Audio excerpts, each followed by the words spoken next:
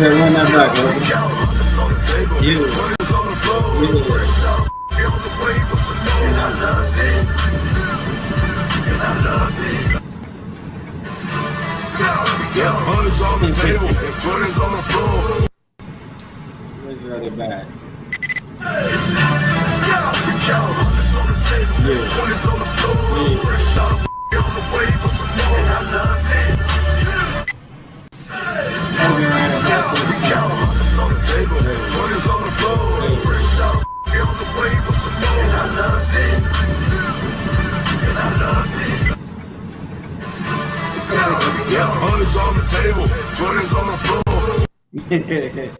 Hey, shout out to Hogan, man. Rest in peace to Hulk Hogan.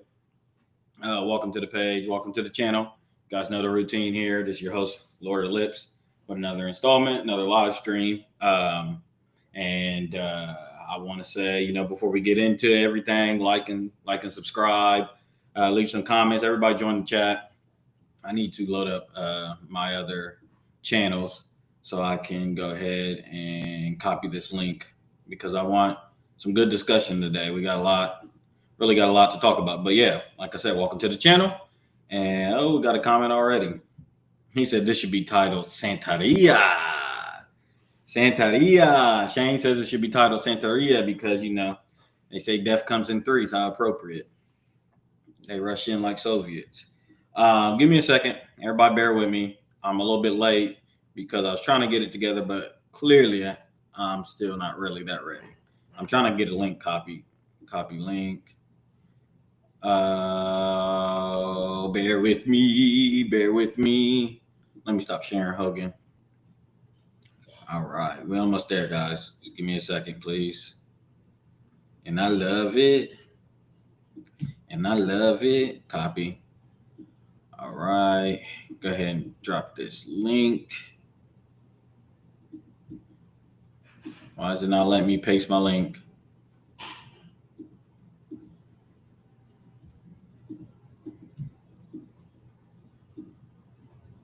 All right, we good.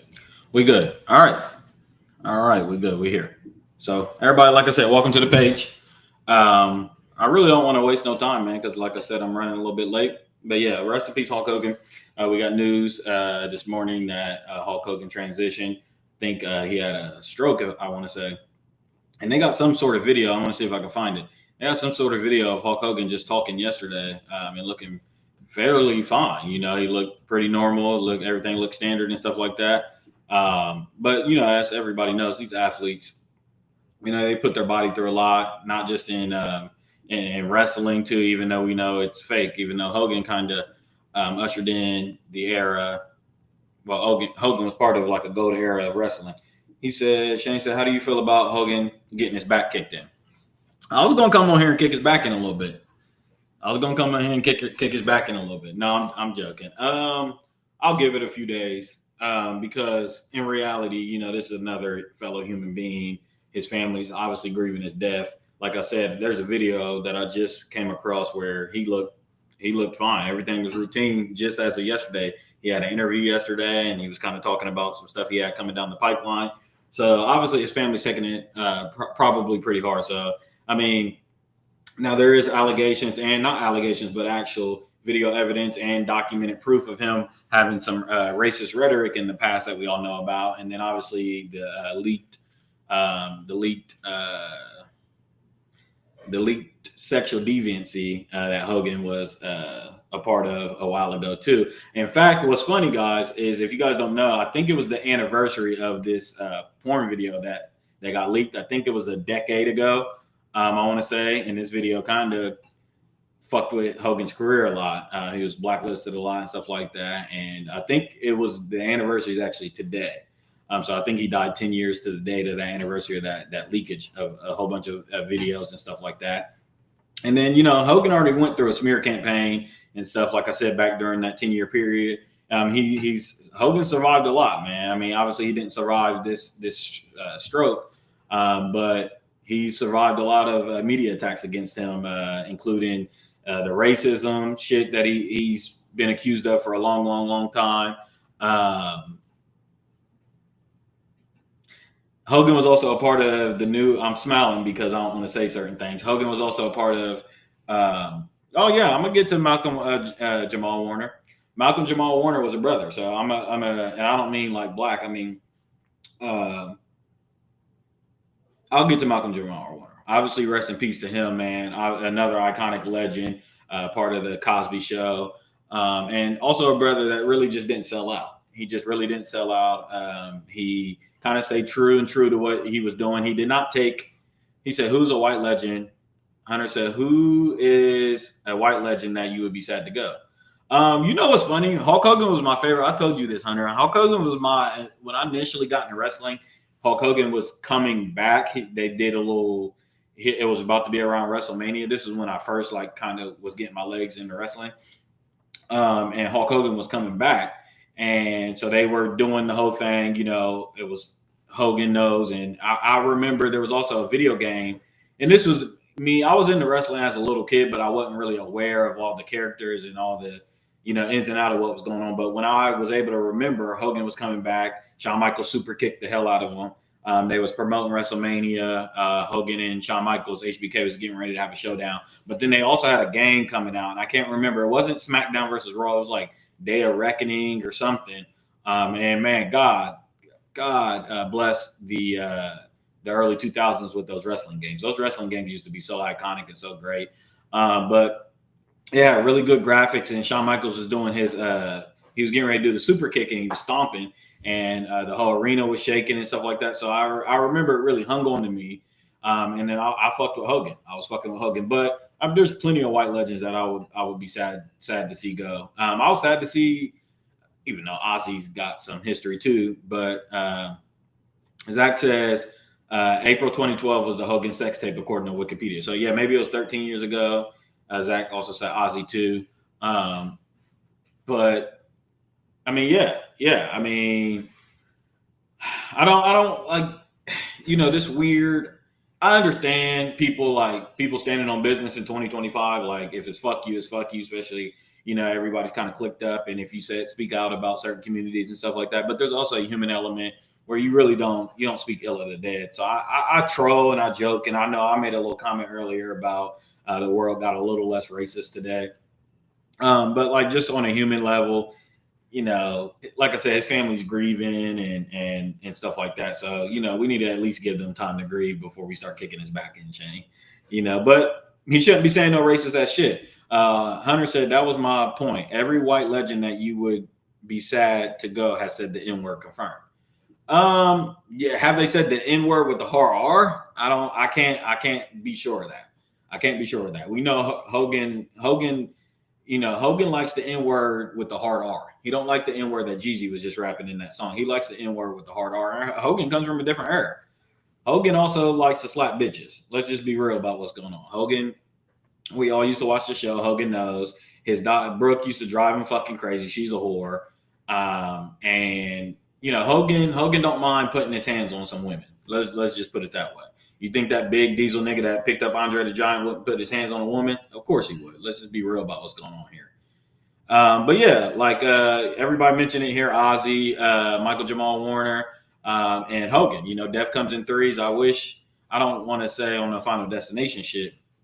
He said confirmed. Larry Bird would never say that. Larry Bird called Magic Johnson the N-word for sure. If he didn't call Magic Johnson the N-word, the Celtics was calling the Lakers N-words back in the day. That's confirmed. And if it wasn't Larry Bird, it was definitely the fans in Boston Arena.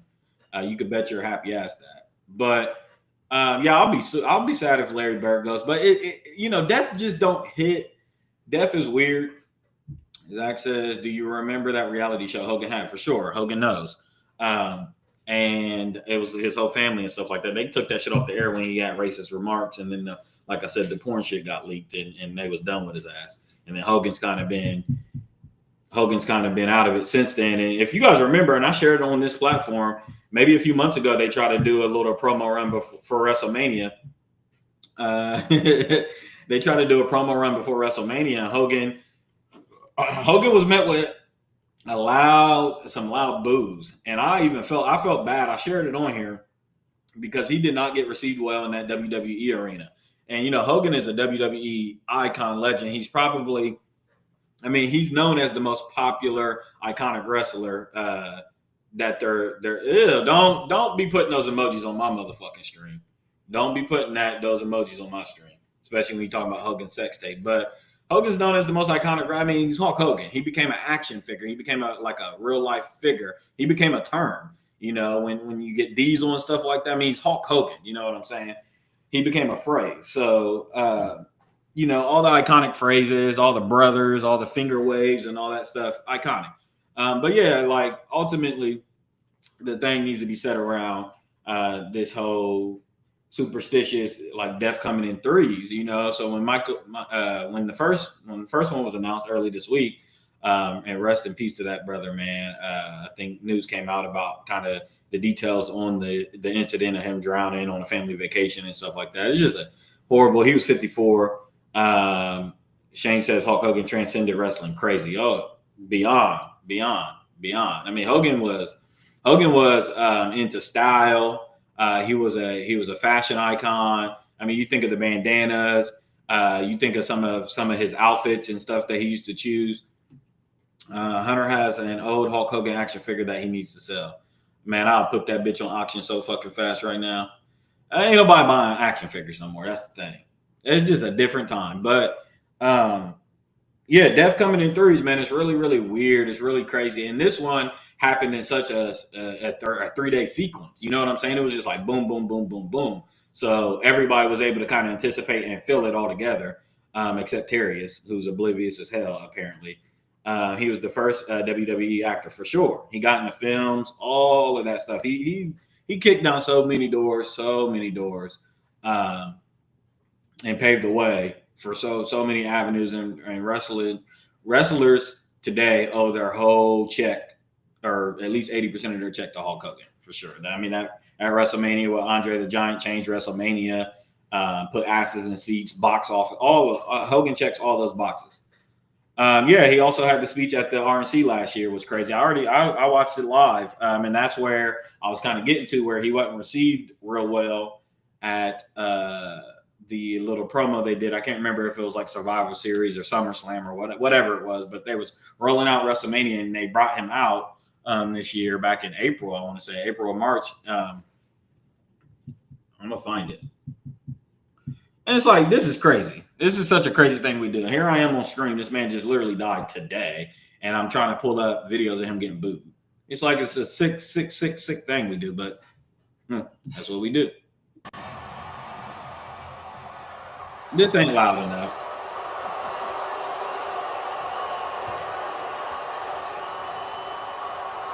That's real American beer right there.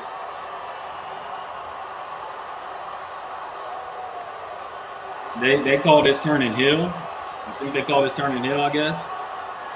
But here's the thing with this. Here's the thing with this. This wasn't like an instance of him turning heel or him supposed to be bad. You know, like when the WWE turns you heel or whatever, and you're supposed to be the bad guy, you're supposed to be met with like bad reception and stuff like that. This was an instance where like this was not supposed to happen. Like Hogan was supposed to be received well. He was coming back. It was like a surprise thing, and he was like shocked that they was treating him like this. And you know, this Hogan thing got me. This Hogan, this Ozzy, even Michael Jamal Warner is a different kind of thing. I really couldn't do a top 10. Well, actually, me and Hunter talked about it. Me and Hunter talked about maybe one day doing a top 10 child actor list, which would be really, really interesting. But Michael Jamal Warner, man, on the Cosby Show is really iconic. But this Ozzy and Hulk Hogan thing got me wondering, is like, you know, doing a top 10. I did a top 10 NBA thing last week, but maybe a top 10 wrestlers, because I go round and round with you guys every year about at least the top 5 wrestlers. And there's just, I'll be curious to see where a lot of people rank Hulk Hogan, right? He's like the Bill Russell or the Wilt Chamberlain of wrestling, right? So we lost both Bill and Will Will decades ago. Bill we lost a few years ago, but it's sad to see. It was sad to see. I don't think Hogan really went out on the highest note, And that's the thing with legacy and popularity and legacy and reverence they're all different things, right? You could be popular, but like for instance, Hitler is a very popular person. And people think popular means people like you. No, popular just means namesake. Stone Cold whooped The Rock's ass up and down facts. I don't think Stone Cold is greater all time than The Rock. Now, you could save that for another stream. You want to talk about who won the matchups and stuff like that. I think The Rock, just his resume and what he's done for that sport or fake sport, that entertainment, whatever you want to call it. Stone Cold, Steve Austin, and Randy the Macho Savage are the only two besides Hulk Hogan that I know. Now, that's ridiculous, Zach. There's so many, The Undertaker, John Cena, cut it out. But yeah, top 10, top 5 wrestlers of all time will be interesting. Even Rock, when you think of metal with Ozzy Osbourne, rest in peace to Ozzy Osbourne. The Ozzy thing is funny because I sat up here and I talked about it on about a month ago. I'm like, man, I read something where Ozzy was talking about dying on stage. Like he wanted to go out on stage, and this performance was called The Last Performance or The Last Ride or whatever. And Ozzy said, I can't remember exactly what I read, but he alluded to dying on stage multiple times. And then he ended up performing. And if you guys remember, I don't got the video of the performance, but like they damn near had Ozzy strapped down to the chair because he got Parkinson's. You know what I'm saying? Like Ozzy around shaking and shit. I don't know how you play heavy metal and shit. You got Parkinson's. I will be on here to check your list. Thank you. Oh, we're gonna come up with the list together because y'all got The Rock, y'all got Dwayne Johnson fucked up. Now I know I'm not a fan. I've always said this, Hunter. Do not steal my take like you're gonna try to do. I'm not a fan of Dwayne The Rock Johnson. I mean, I'm not a fan of Dwayne Johnson, but I'm definitely a huge fan of The Rock. The Rock to me. You talk about skits and running promos and stuff like that. The Rock was great at that. Now, Stone Cold was a hell of a promo cutter too. Stone Cold can cut a promo and stuff like that. He can get up there, throw beer, and do all that shit. But The Rock to me is literally the GOAT at cutting promos. He said funny shit all the time. Ozzy's song with Post Malone, Take What You Want From Me, is great. Yeah, that's a more recent song. That's Ozzy on his fucking deathbed, literally. But yeah, the family of Ozzy Osbourne. My point in this was that Michael Jamal Warner, Hulk Hogan, they had these are more or less expected deaths. Obviously, Michael Jamal Warner, the least expected death because it was just like so sudden. Hulk Hogan, I'm sure he's had health issues and stuff like that. All them wrestlers, Kurt Angle, Randy Orton, John Cena looks fucking terrible. John Cena's on his deathbed too. I don't know why no one's seeing it. John Cena looks horrible. He said John Cena checked The Rock. I don't think John Cena ever checked The Rock. Dwayne Johnson is a terrible actor. I've never seen him in a good movie. Yeah, he don't make good movies. The last movie that I watched of The Rock that I would have to audit as an adult is that Disney movie he did with the little girl with the curly hair. I would need The Game Plan. I bet that movie is probably fucking trash. If I'm pushing my chips in the middle of the table and taking bets on it, I'm pretty sure that movie's probably bad. But I was so young and dumb and just, it's a feel-good Disney type movie. So you just watch it and it is what it is.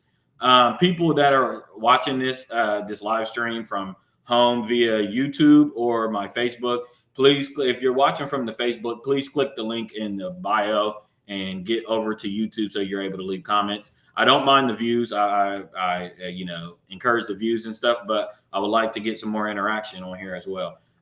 John Cena checked The Rock, and I love The Rock. Highly revered The Rock. John Cena never checked The Rock. Hogan said that movie is all right. I don't think you watched it as an adult. You got to watch it as an adult. There's a thing where, no river is the same river, obviously with the stream, no book. You read a book twice, it's never the same book. And I believe that same thing with movies, right? I believe that with albums too. I'm heavily in the belief that movies that you watch as a kid, you got to go back and watch as an adult. Same with books. Like I said, if you watch a book, I'm inviting you. Don't tempt me. If you read a book as a child, reread it. Even like the lullaby books and the children's books and stuff like that. Damn. I called the viewers out, told them to get on my YouTube and shit, and it dropped like 8 viewers. But yeah, I'm heavy on like rereading shit as an adult because you get a totally different perspective. And there's so many gems in some of the books that we read as kids, even like stories like Humpty Dumpty and Goldilocks and stuff like that. Those cartoons and those type of books and stuff have literally so many gems in it, and they're so simplified that for a child when you're reading it, it's digestible, and for an adult it's like really simple, so it's like whatever. But when you reread it as an adult, you're like, damn, this really is a universal kind of message and shit like that. What do you got to say? What do you got to say? Remember your own stream. I just wanted to keep it gangster. What? I tried to do the Birdman when he pulled up on Charlamagne and said, "Oh, I'm pulling up on you. I'm pulling up on Trill." He said, I knew where you was at, but I didn't think that was gangster. What does that I say? I wanted to watched say a lot of face like a man. I watched a lot of movies I liked as a kid, and most of them are terrible now. Flintstones movie being an example. Yeah, it happens a lot. We got Hunter in the chat that does that kind of as a hobby, and he can attest to that. Like, some shit I can't sit here and lie and say that my taste hasn't changed, and shit that I watched as a kid has always aged well, because I used to like some whack ass shit too. I definitely did. You like the. What was the movie I watched that was horrible, bro? With Chad Allen Smith is in the chat. What's up, Chad Allen Smith? Who was the what's the movie with the whale? The Whale? The whale, the dude who played the whale. The new movie, The Whale. Oh, The Mummy. The Mummy. The Mummy. Mummy sucked bad. Yeah, Brendan Fraser. Yeah, and I literally watched that movie until our VHS, like the taping, the filling came out of that bitch. Yeah, it's a feel good feeling when you watch a movie from your childhood, like holes, and it still does. And it's like, still good. It's still it's good. Like, damn, this is good. It was a good movie. Yeah, for sure. He said The Cookout. Boy, you always like them low budget ass fucking movies. Anybody watching The Cookout? But I'm trying to think of another film like that. I'm trying to think of something that I was really into as a kid that really maintained, and I can't think of it off top on the spot, but I'm sure. Because I was pretty critical as a kid. Well, me and you, I don't know you, but I grew up on straight Disney classics, Pixar classics. Those are all still good. Them are all still good. And they're almost better as an adult. Yeah, me and Tyler, Tyler loves those kiddie movies and stuff, and she watches them before we had a kid. And yeah, I go back and watch those. Went back and watched Pocahontas, Tarzan, all of these movies in the past few years, and it's kind of crazy. Even movies like Pocahontas, to where like they're teaching you so much. And like when you was a kid, we didn't even understand. But I didn't even know what they were talking about. Now you watch it, and it's like, what?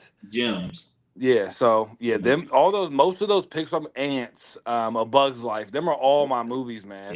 Yeah. And they age good. They're good. They age good. I still watch them as a 30-year-old man. And that's the thing with animation, though. That's the thing with animation. You're able to do that a lot better. We talked about that before. You're able to get that off. Monsters Inc. is still amazing. You're able to get that off a lot better because it's just voiceovers as opposed to actors and certain shit that you can't say. Why it just, the whole game is different when you got an actual actor in front of the screen. Yeah, it's harder. Versus acting can be a lot acting can be cringe. Yeah, and the thing is, like I said a little bit earlier, the simplicity of those movies. Mulan is slept on credit. Mulan is great, bro. Mulan, to me, listen, I grew up, I watched Pocahontas, I watched Peter Pan and all that shit.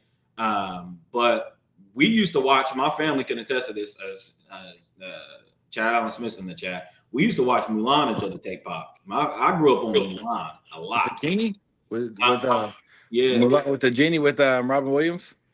Nah, Mulan didn't have the genie. What am I thinking of? What had the genie? You're thinking of Aladdin. I'm thinking of Aladdin, but that's another one I just watched. That's another one I just watched that was good. My Daddy Owns a Lake.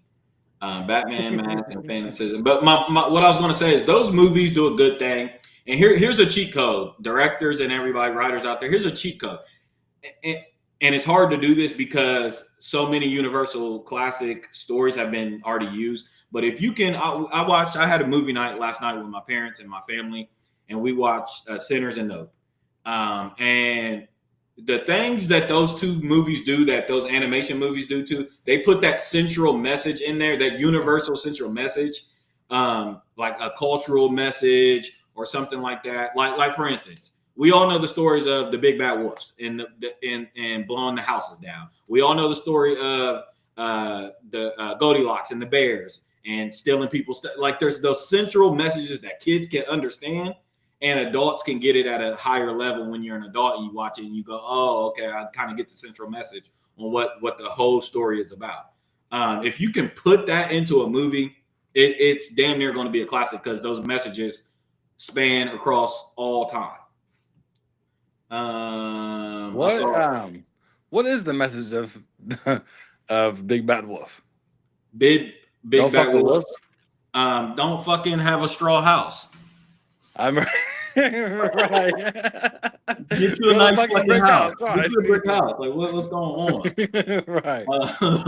Yeah, I haven't seen Milan in a long time, so I that's gonna be one. Milan is like it's like Pocahontas. It's like Pocahontas. It's that native. I'm for sure. Chinese. Yeah. I just don't take our land type shit. It's Israel and Palestine. You know, Pocahontas. Right. It's same message. The thing that had me weak about Aladdin is he was saying Allah Akbar, and he was saying stuff like that, and I'm like, really? You're like, well, we was watching this as a kid and just right over our head. Just exactly. Shane said Milan is let's get down to the business to defeat Hun. I'm not sure what that means. I don't know what that means.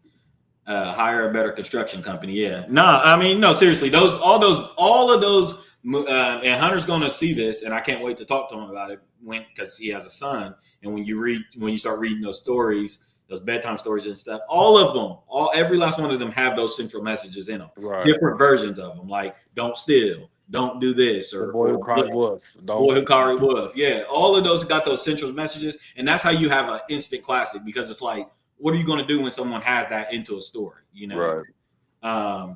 I don't even know how the hell we got on this. I think we was talking about The Rock and his horrible fucking movies. I'm gonna have to see what is that movie called? The Rundown, not The Rundown. Game Plan. I'm gonna have to see that again. Didn't you say you watched that recently? No, I haven't seen that in a long time. I did. I haven't seen this movie in a long time either. But as a kid, I like Gridiron Gangs. When Rock was the coach. I don't know if I would like that. I didn't like that. I don't know if I would either. I don't know if I would like that. And I'm kind of scared to watch it because I really don't want to shit on it. But I don't like that. I don't know. I don't want to see The Rock like that. This thing just said he watched Mulan until the tape popped and don't know that damn song, driving me crazy. I just didn't understand. Let's get down. I don't know what you're saying. I know the song. I can sing the song. Mulan sent the Blitz. That's a great soundtrack too. Tarzan. Like, you know what I'm saying? Tarzan. What's the other one? Not G.I. Joe. What's the other? George of the Jungle. Like all those messages, all those things. Deforestation. What's the other one with the bears and the what's the other? Jungle Fever. Jungle Fever, yeah. They all got those central messages and stuff in them. Max Cleveland. I'll make a man out of you. I know that. Max Cleveland's a big move. That does not. That's why. That's when Disney gets a hold of like actors and stuff like that. There's no classics from Disney. Those don't age well. Hoes age well.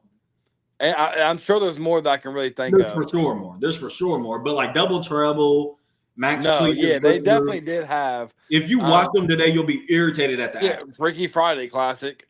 Freaky Friday. What was the other? No, that's Freaky Friday. I'm talking about the Parent Trap classic. Parent Trap classic. You would have to watch it again. I have seen that one. The ones with Low Lynn, because there's two of them. Chad Allen Smith says, "Yeah, Brother Bear was good too. Jungle Fever is crazy. Shrek. Shrek is so much of a classic. Shrek is out of here. Shrek is one of the most classics of classics. Easily. Yeah, Jungle Fever is crazy. Is it called Jungle Fever? Is it called Jungle Fever? Or am I tripping? I don't know. Am I tripping? But what was you about to say about Parent Trap and there's some more. That's a late 90s one. But yeah, our generation is when they started with the like that 2004, 5, 6 eras when they started doing like Honey, I Blew Up the Kid. Yeah. And which was, I used to like that movie, but like I don't think I would like that. Not today, right? They were literally what they were for that year to keep our attention literally that year. Yeah. They said it's Jungle Book. I called it Jungle Fever. Jungle Fever. Jungle Book classic, yeah. Jungle Book. I keep hearing that the new one, I'm adaptation, like the live action, is like super good. I No, haven't seen it me yet and though. Zach was just talking about that. I don't like live action. Like Lilo and Stitch. I didn't like that. We didn't like Mulan and Beyonce singing. I don't. I, There was another one that came out after, in between these two that I'm you talking said about. Mulan and Beyonce. You're talking about Gambino with No. the Lion King when they did Yeah, that. Gambino was in that. I'm talking about Beyonce was in that one, singing loud Yeah, but Gambino was the dude, and they was both singing. for sure. But I don't like Gambino. I couldn't stand Well, Beyonce. right, you're right. It was Beyonce that was on our nerves, but I didn't like that movie altogether. I Like didn't I like just that. don't. That movie. That's literally a flop. Yeah, it is. That was a flop. Yeah, what do you mean And you have Beyonce and Lion King and like don't get talked about? don't get talked about at all. It was horrible, and they had a soundtrack and everything to it. But Yeah. yeah, I'll have to see those Rock movies. But yeah, we'll compile a list of greatest wrestlers ever. We'll have to do that soon. And what's funny is I've always been able to draw parallels across industries between, like, I can say who's the wrestler of the NBA. You know, like who's the Wilt Chamberlain. Like Hulk Hogan's the Wilt Chamberlain of the NBA, and Bill Russell's the X, Y, and Z of the NBA. I've always been able to do that. I'm sitting here on my laptop and seeing the first movie I saw in theaters was Beauty and the That's Beast. another one, yeah. Beauty and the Beast for sure. But I never Beauty and the Beast and not the 101 Dalmatians. Maybe it is that one where they eat the spaghetti. Yeah. The two dogs.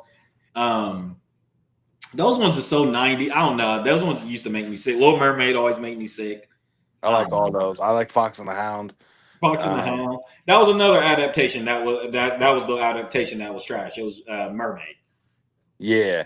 With Chloe Bailey. Tyler's the biggest Mermaid fan, and when she found out, she's like, I'm not watching it. I'm just not gonna watch it. Yeah, just like I don't like those live adaptations, and they do too much singing. They do too much singing and shit like that. Now I see the list. Lady in the Tramp. Yeah, that was Lady in the Tramp. Lady in the Tramp. Before we switch gears, real quick, and we always like get you on here and act like you're the mood, like we gotta talk movies or whatever. But I just seen a list of top 25 horror movies. I should have shared it on my Facebook, and they had Get Out come out too. Yeah, Get Out was number 2. There was something above Get Out. It was in 2013. I haven't seen it. Skin Crawler or something.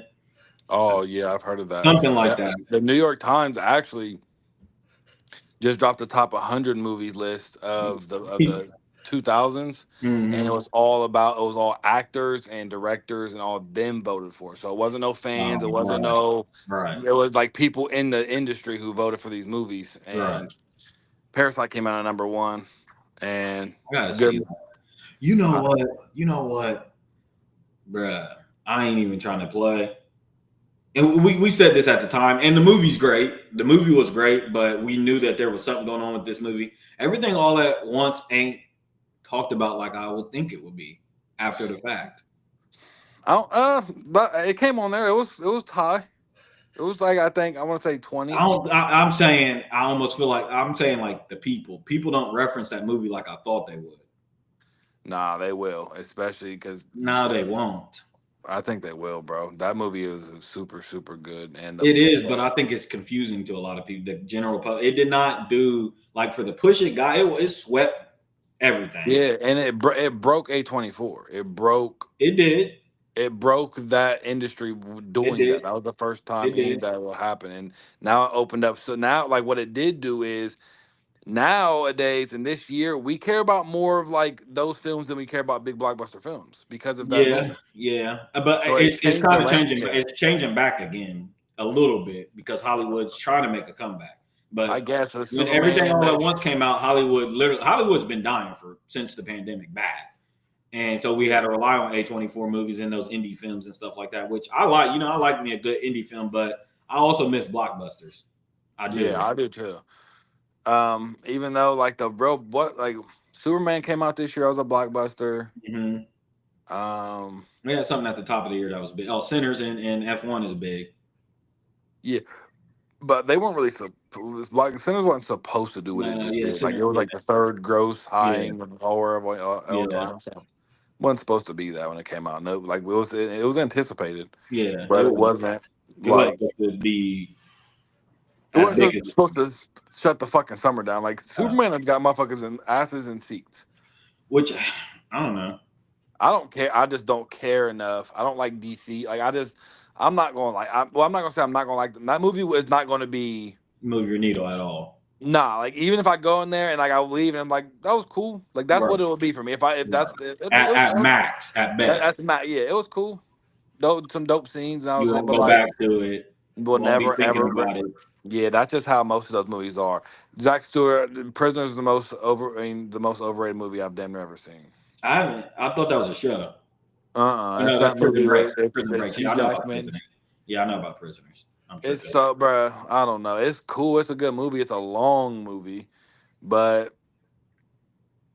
I I don't know. was glad to see that list that we're talking about earlier, Hereditary came in after fucking. It was like 25 I bring up that list because Get Out came out at 8 for on the New York's list. yep. It was Mm. respectable. Yeah, that's cool. The one I seen it came out at 2, but I don't know what I can't remember what the Well, next. them were just horror. This was all movies. Oh, okay. That's not bad. I watched it No, again. I watched it again last night. My mom had not seen it. We watched it, and again, like we said, it just got the classic story, and it leans on all those things to where you can't even say it's a bad. Even if you don't like, because I read comments about Nope all the time, and there's a lot of people like I just fuck this movie. There's some white people out there that just ain't gonna. It's not gonna resonate with them. But I just feel like that it's a hard movie to argue that it's a bad movie. It's not a bad movie. You may not like the movie. It's not a bad movie. you're talking about Nope right now. I'm talking about. I may Get Out. Oh no, yeah, you cannot say it's. It's just one of those If you watch classic Get stories. Out and say it's a bad movie, ding ding ding, you're racist as fuck. Yeah, you're right. You Like didn't like. They leaned on something you didn't like. They touched up a nerve you didn't like. yeah, 'cause it's not. It's made It's not good. The shot bad. acting is Yeah, good. the acting is crazy good. Yeah, The scenes are. It's just a good movie. yeah, I Just all agree. around. Let me see. So, what do you got to say while I pull this up? You got to say anything to the Hogan family or any of these dead people? Tyler the Creator has He's still a unfollowed Frank Hogan Ocean. What's fan. going on with that? Huh? I said Tyler the Creator has unfollowed Frank Ocean. What's going on with that? But no, I'm joking. Go ahead with what you was about to say. I mean, rest in peace to legends, man. That's what it comes down to. Hulk Hogan's a legend. I mean, Shane said it, and I'm not like none of them really move my needle. I think it's going to take something to be brutal to really move my needle. But as we're getting older, the more legends are going to die. I mean, That's just a fact. that's just what's going to happen. I mean, there's people up there like Morgan Freeman who's 90 years old and shit. Bro, Like, don't mention. Don't say his name. I've always been thinking. I always ask like, when's he going to go? And he'll Right. live to 130. Right. I'm Who's just next? saying, like, there's a whole. If you look up a whole bunch of old legends, there's a whole bunch of them out there. Yeah. So I mean, just Yeah. across all genres of Hey, everything. Ric Like Flair, Ric Flair, make your peace with God soon. Ric Flair, I'm saying even like who's the hot like Dr. J's and Larry Birds and Yeah. Magic Johnsons, Larry ain't like gonna be that around. era. Larry ain't gonna be around in his 80s. No, that era. And then you go to like the actors. It's like Denzel's already 70 something years old. It's like whoa, where Is Denzel 70? 70, dude? I hear Denzel Tom fight 70? 70. So it's like he looks great for 70. Damn. He See? said they saying Morgan Freeman isn't doing well actually, like dementia type. I can See? see because I haven't seen him publicly in a long time. I know he I does think skits and shit like that, but I ain't seen him publicly in a long time. I don't think. I think musicians is actually be having the best in as far as like that. Like, who's a musician? Who's an old musician that could die? Stevie Wonder. Mm-hmm. And there's people like Aretha already died. I'm sorry. yeah, but I said yeah. People So like that. most of them have already died. Yeah. Who? There's some other ones. Yeah, but for like, sure. For sure. For sure. but most of them is in acting and that entertainment field rather than music. Music, Ozzy Osbourne was just one, but like it deaths just don't move my celebrity deaths don't really just don't move my needle no more unless you're like I don't know. Unless But like it's uninterrupted and abrupt, I should say. yeah, right. And That's but what I was like saying. Like, I mean, it's sad, and I don't never want to desensitize the fact that like Hogan's family, Ozzy's family, and my guy Michael Jamar Warner's family, they're literally grieving right now. I don't want to be insensitive to that because that's the part of entertainment where it's like I hate that for people. But like you're saying, two of those deaths is almost like they had a will written for sure. You know what I'm saying? Like it's more prepared. Like Ozzy for sure. They knew what was going on with Ozzy. Hogan, I'm sure he had a shit in order. You know what I'm saying? When you get up to 60 and 70, it's like time to start talking about and thinking about death. yeah, Just definitely on your mind. Huh? Yeah, it's definitely on your mind. It's on your mind for sure. So, but like when you die abrupt at a family vacation with your daughter swimming, it's like, Yeah. that's when it's more like, damn, like fuck, Yeah. uh, Definitely is. unfinished business and shit. But yeah, I mean, rest in peace to them. What was I about to show? Did you see Kyrie's video of what he had to say I think what about Kyrie? the slander going on out there? No, I saw Kyrie say something about James Harden. That's what I saw. He said that he talked to James Harden about we're about to win. The next day, James Harden asked for a trade.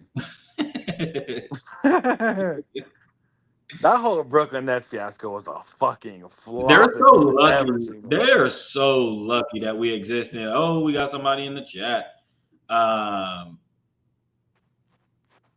You there? You there? He said, "I am a real man." Hey, yeah. That's one of the greatest theme songs of all time, is it not? Yeah. Fight for the rights. We was talking about greatest entrances of all time. We did not bring up Hogan's name, I don't think. Yeah, Hogan's up there for sure. Nah, I did it for sure. I love the. But I don't like that. You don't Nah, like that's that? all part of it. Yeah. Damn. So That's you ain't like when Hogan. You ain't like when Hogan got up in your face like this. Oh, it's hard. that's when I knew he slapped bitches. For sure. For sure. There's not a wrestler in the '80s that didn't slap bitches. For sure. That's just what. Okay. Hot take then. If we're gonna praise Hulk Hogan, bring back Chris Benoit. Fuck. No. Wait, hold on. Bury Chris Benoit. Huh? Yeah. I don't think people really realize this man was not happy with his seeds and his line, and he wiped out a whole. Brooke Hogan liked niggas. You think Hulk Hogan liked that? For sure, but he didn't take out. Hogan was just on there. He didn't go kill his whole family. That's the thing that we like. When I was watching that wrestling documentary, that was like when McMahon. He was like, that's the only thing that's ever stopped like the storyline of like it that did. was going on. It did. It ruined it. If y'all still believed in, let me tell you something, Hunter. If you're and Shane's dumbass. If your guys' asses still believed in wrestling after they got on stage and Undertaker was next to like John Cena and Rikishi and shit during the memorial for Chris Benoit, I don't know what the fuck to tell you guys. Wait, what are you talking about? After Chris Benoit died and they all was on stage mourning and they did like a little tribute for him. They was really sad though. Huh? Yeah, that was really sad. I'm saying if you still believed in wrestling after that, like it. My dad. Like it stopped. I seen ops shoulder to shoulder. Right. I'm like, Randy Orton's about to face this nigga next week. Right. Yeah, my dad would tell me all the time, wrestling's fake, son. Nah, I was done believing it. I believed wrestling was real until I was probably about 6th grade.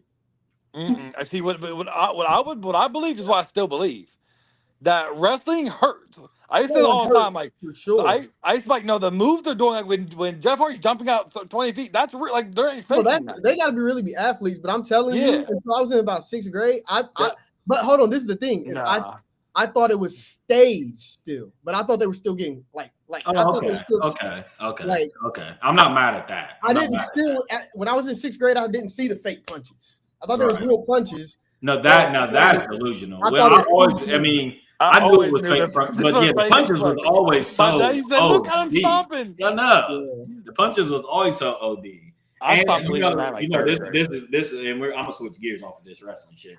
But this was always the kicker for me. It used to, and y'all know I brought this up. It drives me crazy that a finisher move like that, the John Cena's whatever it's called. No, let's talk about the atomic leg drop. No, a John Cena. What is that called? A FU? No, you're talking about the atomic leg drop. No, listen. Right? How is that any different? Why is that a 1, 2, 3 automatic knockout? How is that slam any different than a fucking regular suplex? Pull up. Matter of fact, let's pay tribute to Hulk Hogan right now. Pull up his atomic leg drop. All right. Let's pay tribute to him. Well, the Chris Benoit, that right there is really crazy because they sad that night because they didn't know the details. And then the man had to come back the next week like, oh shit, he murdered his kid and wife too. Oh my god. They did what? They did what one night? So like because you know the thing about Monday Night Raw is they haven't missed the Monday Night Raw no matter what, like 40 years or something. Right. So that happened on a Monday. So all they got news was his Chris Benoit died. They didn't know the details. Right. So they had this crazy memorial for him and blah blah blah. Then later on comes out he murdered his wife and his kids. And then he hung himself. And he did it. Is that how did he hang himself? He hung himself. He shot. Well, how did he kill it? I thought for some reason it was a car. He ran him off a bridge or something. No, hell no. No. He killed them execution style, and then he hung himself. And then hung himself with a gun. Mm-hmm. Brutal. You know how bad you gotta hate your wife and kids, bro. But I'm just saying, bro. You know how crazy. Like, imagine if just an all-star football player did that. Imagine if just fucking. It'd be happening more. Wall wasn't a bum. No, he wasn't like a top 5 wrestler. Yeah, but like, he wasn't a bum. He was a known wrestler. You know me, I hate coming across shit like that. I was on TikTok like last week, and I came across a video of a man calling in dispatch or whatever. It was just like he was going off on the dispatcher, but he killed everybody in the house, his whole family, a 9-month-old, and he was telling them like, I killed him, come get these motherfuckers. And it's just like. The scary ones, because I know what you're talking. I've came across ones like that, and the scary ones are when they call the dispatcher and they'd be like, "Come get me! I just killed my." That's what he did, and he was just calm though. It wasn't like going off at all. He was just like, "Come get me." They was like, "Why'd you do it?" He's like, Yeah, I've seen those. But I'm just saying, as a celebrity, Chris Benoit, like, you have to understand, back then at that time, wrestling is like the biggest sport, the biggest entertainment during that era. And imagine, I'm just trying to think of a name. Imagine fucking Baker Mayfield kills his wife and 2 kids and commits suicide. We'd be like, what the fuck? It'd be the craziest thing in the world. If that really happened today. Didn't we see wrestlers? I mean, didn't we see NFL players do that? No, who? I mean, I guess. We saw Junior Seau like taking. How to say? Seau was bigger than Aaron Hernandez for sure. Aaron Hernandez. Yes, he was. Who was bigger? Aaron Hernandez didn't do that. Aaron Hernandez was just like we saw them drag Aaron Hernandez out for 5 years. They drug him out. They drugged him like they dragging Cutwaters. So I'm just saying, Brandon. All he did was he was a gang member and just killed a couple people. Greg Oden or whatever his name was. Right. I think his name was Odin, but it was Greg fucking Oden. I'm just saying that right now, bro. If someone doing that at a peak of the sport of like football or it would be the craziest thing of all time, bro. Oh yeah, I do remember Joe Rogan talking about that. Yeah, I know about this. Yeah, the comedian Phil Hartman from SNL was killed by his wife, and then she killed herself. Telling him to get away. And the kids were there, and the kids. Joe Rogan's talked about that multiple times. Yeah, I did know about that, but yeah, I mean that's a whole sick thing. How can you really do that's some Amityville horror shit? I mean, to where the devil really is, bro. I cannot imagine that. I get it being so fucked up, but to kill your girl and then to go look in your kids when they was bored, when they were sleeping, just boom, boom. It's like, oh my God. I don't even the only time I catch myself rationalizing with it lately, and I've been obsessed with it, is The Shining and Amityville Horror. I've looked into that too, but The Shining. Yeah, that's real shit. That's a real story. I forget what it's based off of, but because you got to be hearing voices, and usually that'd be the case. Yeah. The leg drop queued up. No, I can't. I can't pull that up. I can't. Why not? Why wouldn't you pull it up? Hold on, let me see. Hulk Hogan leg drop. This is so disrespectful to Hulk Hogan. How? It's his move. But because we're he died, right? And we're trying to pay tribute to his move. OJ, yeah. But I wasn't alive for that. What? OJ. OJ's still the most fascinating case I've Yeah, I mean OJ, how could we forget? Yeah. And people are nuts. I can't find no leg drop, real talk. OJ's what was crazy about OJ's more than anything. It was just the timing for everything in LA with the Rodney King, with the riots, everything added up to it. Yeah. Hey, public service announcement real quick. Dave Chappelle, if you're watching, make your tickets more accessible. Stop with this shit, man. Where are we supposed to be right now? Is that today? No, it's Sunday. Sunday. Just like you said, make your tickets more accessible. Or we're gonna start putting them pictures up with you next to Diddy. So. Yeah, sure are. And we're gonna bring up Kanye's tweets. Kanye called me. Hey, I still stand by this, man. People don't remember this, but one of the funniest little bits Dave Chappelle did was his SNL that motherfucking masterclass he put on last year. Yeah. And where he talked about the Diddy situation and how he never felt uglier when he found out. That was so good. Who'd he say they had there? He was fat and ugly. He said, y'all had this motherfucker here and y'all didn't invite me. That was fun. That part was fun. That is the funny ass shit. Yeah, it was like real shit. I'm not that fucking ugly, y'all. Like, y'all could have called me, bro. He said, I turned around and seen this motherfucker. I was like, bro. Yeah, but yeah, make your tickets more accessible. Like, come on, dude. The People versus OJ is a great book and miniseries. That can be tapped in everywhere, Hunter. What's up? It is. I've never read the book, but the series. Everywhere except for fucking WWE. Yeah, how you not know anybody? But switching gears, Shane, you want to get on here and slander Tyler real quick for me, please? Tyler, the creator? Yeah. Nope, go ahead. No, I wanted you to. I don't have nothing positive to say about it, for real. That's what I want you to do. It's just I don't know what I saw the first initial reactions from everybody, and they were thinking what I was thinking, so I was like, I don't really got much to say. Yeah. It's just not a good album. I'm sorry. We gotta be objective sometimes. I know Tyler puts out good music. I know, and I love. And Tyler. we're not gonna give him the Kendrick. We're not gonna give him the artsy pass. Yeah, because it's not artsy. And also, I don't like how what you were saying with how he's trying to get ahead of the ball. No. I don't like that. I don't like that. I don't care if you put this out as to dance and move. I don't like an artist shoving down. There got to be a happy medium, because sometimes I get frustrated with a person like Kendrick who. Hold on. Let me give him a little props though for a second, because off the back of I do like the rollout. I don't remember that. He had posters everywhere. He was on billboards, the action figure thing. Okay. And you couldn't escape it. When the album dropped, you couldn't escape it. It was everywhere. Like the pictures but I liked it. It was kind of like a surprise drop, though. I don't think it was a real rollout. But I still like how he still tried to go with his character thing. That's also my biggest beef with the Tyler the Creator. Yeah, but you can't do that, because again, all right, let's tie this into wrestling and stuff. People have special moves. Yeah. And like that's his thing. Yeah, that's his atomic leg drop. And I like that from people. Like that's your thing. That's cool. I know what you're saying. You're like, we're sick of the characters, dude. We're sick of Igor.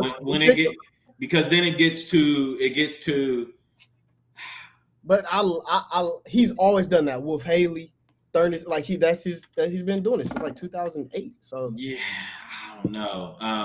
I just feel like I feel like he can't write. I feel like I don't know. And maybe that's his creative process. What is? Let me be like, okay, I was listening to Hunter and Khalil talk one time about how does an author come up with, like, where do you start? Do you start with the end? Do you start with the middle? Do you start with the beginning? Right.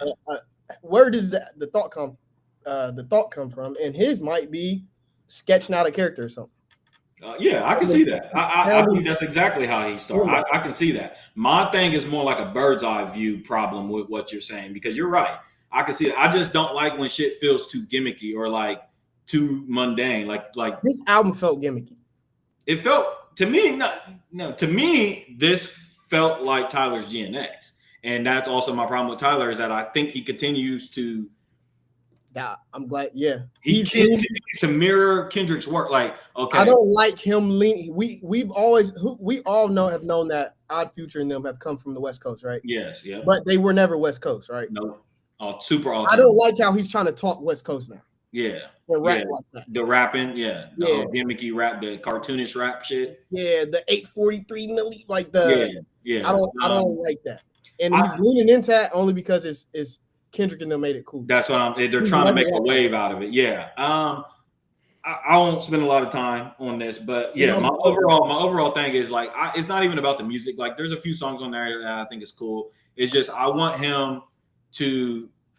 There's two things. I don't like you shoving it down our throat, your direction. Let us decide your direction. Not let us decide your direction, but let us interpret your direction. That's part of making loose ends albums like that. That's the fun in it. It's like, okay, let's figure out where he's trying to go with this. Right. He didn't give us a chance to do that. And then I also don't like him, like you just said, I don't like him mirroring I feel like what was the last album? Chromacopia was his Mr. Morale, and then now this is his GNX dance, and he promoted it like this. I don't want y'all to think too much. Just dance. I'm just talking shit on here. It's just rap shit. Yada yada yada. I don't like when I'm able to tell your direct influence. Yeah. And so man, yes, I agree with you, but I don't. Maybe that was his direct influence. It very much. I think I believe it is. But and I also don't want to knock somebody from putting out a project year to year or however long Chroma. It's not even been a year. This is really a mix. It's just I wish we need Spinnerella back. What was the other one? Dat Piff. Yeah. We need those back. I don't know why someone doesn't. I don't know the logistics behind. I mean, I kind of do. It's dead, but yeah, I know they're dead, but I don't know why an artist don't push for some sort of medium. I know. I mean, right? You release a mixtape type material, and you get paid. So who wouldn't do that? But don't y'all miss the days where it's like we know it's a mixtape, so we judging it like a mixtape. We live today where it's like y'all release everything as an album. You package it like an album. The material is mixtape material. So we're stuck kind of judging it with album lenses when it's really mixtape material. And I saw that it's projected to do like 300,000. It's like, whatever. That's fake. Yeah. I mean, it's real, but there's no way. 4 days stream. It's like 215,000. Although Ring Ring Ring is a bop. I'm not kidding. But these won't have. I can go ahead and tell you these will not have. And I love you, Tyler the Creator. I love me too. Projects. But these won't have lifespans outside of the album lifespan. Like outside of this, people saying stuff like, "Well, this just isn't for me." No, like it's not a good album. No, yeah, I don't think it's a good album. It's just not even a good album. So, if you want to harp on, we can get on and off of music real quick. But harping on projections, you see Act trying to discredit Clips. Oh yeah. With the he drives me so crazy. Yeah. Like him and what he said that it was fate bought and paid for. Right. Nobody wants to listen to old grandpa music. Well, they're doing those bundles that Travis Scott just pulled off last week when he just did his $300,000 copies with. They're allowing people to do the bundles again, right? So if you do bundles, half of what you actually sell is going to double because you're bundling it. So like if you're really going to like Clips really sold 51,000 copies or something like that, but they do the bundles, so you double that. And I mean, it's the game.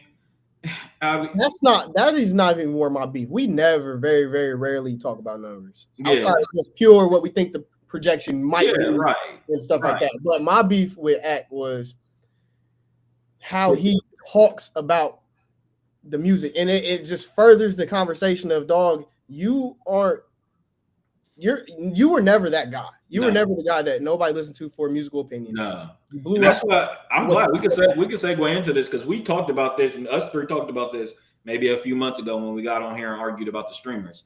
But go ahead, yeah. That wasn't even a few months ago. That was a couple weeks ago. This is my beef. This is my beef with the whole. And Hunter, I want to get your take on this. This is my beef with the whole entity of what we're doing. This streaming, this podcasting field. I told you guys about how I feel about the Andrew Schultz of the world. You got the Nelk boys. I don't like this. You know how the industry is a copy and paste type thing, right? Same with sports, right? Who just won the championship? The Eagles. The Chiefs won for a few years. The Warriors won, and it's a copy and paste type league.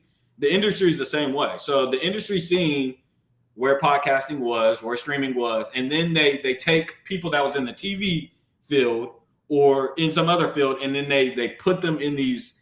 There's podcasters and streamers everywhere, and I just feel like it really muddies the water on people that. I don't even know how to explain myself. I don't like people where the influence is coming from. Yeah, I don't like people like Jay Leno or Jimmy Fallon or Stephen Colbert lost his show. He's going to end up doing a podcast. Skip Bayless is doing a podcast. It's like, no, y'all are taking up the lane for people that don't have the opportunity to be on TV spaces. You see what I'm saying?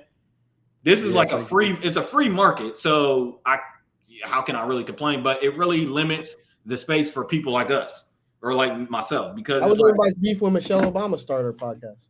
Yeah, and I didn't like it then. Yeah, and taking the bulk of the audience That was Joe Budden's argument. Yeah. You're taking the bulk of the audience and you're diluting corporate product. thing. Yeah. And you're taking something that I wouldn't take, who's somebody that puts skin in the game. So you're ruining the market for me. Exactly. But to like play devil's advocate, doesn't that sound like some hating ass shit? It is some hating shit. It does. It does. But this is why. But this is what we talk about. Like fans. It's like this is what we talk about, though. I think should be so fickle. Gatekeeping is important. Right now, you got streamer beefs going on. I don't know if you guys keep up with. I'm sure Shane probably knows a little bit about it, but the whole Neon situation with Breakfast Club, and then that led to Aiden Ross versus Kai Cenat came out. You know what your problem is, and I'm not even attacking you, but I'm saying your problem with the way that, because I do watch streaming, a lot of the streamers. Do you realize that it didn't even click to me until you just said it, that they were arguing that you were factoring in AC as a streamer? I promise you, when we were arguing that day, that's why it makes way more sense to me now what you're talking about, because AC does sit around and talk about music all day. I don't watch AC, not even a little bit. I don't watch Aiden Ross. I don't watch Neon. They're all academics babies, by the way. He don't really press that button a lot. He lets them, because he's tried to, but he makes way less money than all of them. For sure. He's on the ass end of like 15. Yeah, he ushered in that space stuff for them. Yeah, but I have no idea about those beefs. Yeah, they're out there, and I just saw Kai and Kai came out and said Aiden's manager called him the N-word. Yeah. See, I pay attention to that, but like Neon dude and stuff like that, I don't. You know me, I don't do it until they veer over into our space, and that's why I was arguing so vehemently. Like, nah, they're hip hop because I'm always getting their information. I'm always seeing shit about them, and they're always talking about hip hop. Right. So I don't like sharing the space with them. Just like, I don't have no problem sharing. You guys know how I feel. It's no secret. I respect somebody like Eminem, even though he's not in my good graces right now. I respect somebody like Mac Miller. I respect even the Beastie Boys. Like, they stay in their lane. They understand that they are a guest in hip hop, and they don't. Aiden Ross right now coming on and tweeting about LeBron James dancing to Not Like Us and all that, which you can have your own opinion and shit on it, but it's like, shut the fuck up, dude. This ain't even your space. You don't even qualify yourself to be in this space. You don't even do the knowledge. You don't even pretend to do it. Right. Academics is the same way, like you said. Academics sits on there. He hasn't reacted to the Clips album. He hasn't said a word about the actual music. But you want to talk about this is the thing that drives me crazy about AC. AC, you're 34. Yeah. Why do you have the music taste of an 18-year-old white boy? I don't understand it. You know who he is? He's Ice to me. He is. He's Ice, but for them. Exactly. For them, I'm saying you are trying to cater to like this younger audience for what? Like he said. But the thing with AC, here's the difference. We say Ice be pandering. Ice panders. I think partially Ice do believe what he be saying. I think he's convinced himself of what he's saying. Yeah. Academics, I think he has what we call here. What do we call that, guys? I think Academics has arrested development. I seriously do. And I think he has arrested development. And not for nothing, he's Caribbean. Like, he's not. That's a whole nother beef I have with him and Kai Cenat, that they're not even with FBAs. I said that. Yeah. You ain't gonna sit up here and just keep disrespecting and just like, I don't like the way you cover it, because you're not fair and object. You haven't even reacted to any music on the Clips things. Do not talk about themselves to undermine the actual music. Right. That's not what we're here to do. Right. Especially if you're going to claim to be in the space of hip hop and music and all that stuff. Don't undermine the music at the end of the day. Say they're doing their tricks and stuff like that, but the music is dope. I can't. That's the thing. AC creates narratives. He creates narrative. He's king of narratives. And he'll attach nicknames and stuff. Like, yeah. Nobody wants to listen to this sleepy slow down, you're speeding music. It's like, and then that was him and Punch went back and forth. Him and Punch went back and forth on X about that because of the Academics page that he says he don't control. It's just a whole bunch of white boys that control the Academics page that slander. They'll say the way they frame shit is so it's funny. I'd be weak as fuck the way the DJ Academics page frame shit. Do you ever kind of, this is just a thought that came to my brain, because you just said of basically like the white people who are good in your book and the white people who aren't good in your book. As far as the hip hop space. Yeah. And you sharing it. Did you just named a few people who were something, and then you named another few people who weren't something. Huh? And I just thought that. So you just named a list of people who you don't like. You was like, I'm done with Aiden Ross, and I'm done with, and I don't forget who else you said. You said somebody else. And then you went on and said that you're cool with M, you're cool with Mac, you're cool with the Beastie Boys, and they don't belong to a certain group that the others do. What group are you? Where are we going? What group? The CIA? I'm closer. I know. Okay, then I know what you're saying. You know what he's saying. Yeah. I know what you're saying. Is it a 3-letter word? Yeah. 1,000%. WWE. Yeah. So maybe that's why. Maybe they think it's theirs anyway. Yep. Which is funny. I'm glad you're here. Do you guys? Can we talk about the Nelk Boys real quick? That's who you said. I didn't even watch it, honestly. You didn't watch it, but you know about the interview. Yeah. Zach, here we are. Zach, this is your time. I was waiting to tie in what he said because I want to ask him why he doesn't like Stephen Colbert. But I have an idea, but I want to know why. Okay, so because I think Stephen Colbert is hilarious. So we know. Do you guys think? Here's my question. I'll pose while I get my thoughts together. Do you guys, Hunter? I'll throw it to you because you brought this up. Do you think that some of those people are CIA assets or Israel's assets, or do you think that they're real legit bubbled up? I think it's a fucked up time. Like, I don't think it's so hard to tell right now. It is very hard to tell. Now, like Aiden Ross, you might got me. Only reason Charlie Kirk? Who? Charlie Kirk? Charlie Kirk is fucking horrible. I can't stand Charlie Kirk. He's smart as fuck. I can't. He can articulate. A clear agent. Yeah. I would agree with that. But like the Nelk Boys, them motherfuckers, we saw them in real time coming up, smacking people, going up to people. They're not assets. They've been used. Yeah, they're used. That's what we're going to talk about. Yeah, they've been used. So dumb. That is what I was about to interject while you was asking him. Some are willing participants, and I think some are ignorance is bliss type. Yep. Yeah. I talked about that on here months ago when we talked about. I mentioned the CIA came out. There was a tweet or a post about Sexy Red being a CIA asset, and she shared it and was like news to me or some shit she put. And I talked about it on here, and I said, see, some people don't understand that they don't understand how it works. You can be a CIA asset and not know that you're a CIA asset. Yeah. You know what I'm saying? And that's y'all's point. There's a difference between an agent and an asset. You know, we know what the definition of an asset is. And Ben Shapiro's another one. Ben Shapiro for sure. Ben Shapiro, known. He's open about it. He don't give a fuck. He's known. And the funny thing is, they try to put it on other people, and I can't say they try to say people are, that there's the it's one of Iran's groups. I can't remember the name. Qatar. People say like Candace Owen is a Qatar agent, and other people that are on the other side. Theo Von. They've accused Theo Von of being a Qatar agent. So if you disagree with Israel, you're a Qatar agent. And I guess if you are on the other side, we're hold on, bro. We're on a crazy time. What, Shane? Ain't no way Hulk Hogan died on the anniversary of his racist rant scandal. That's what I said. Oh no, I thought it was a porn scandal. No, there's no way. That's what I said. I said it. Zach said it was in May or he said it was in 2012.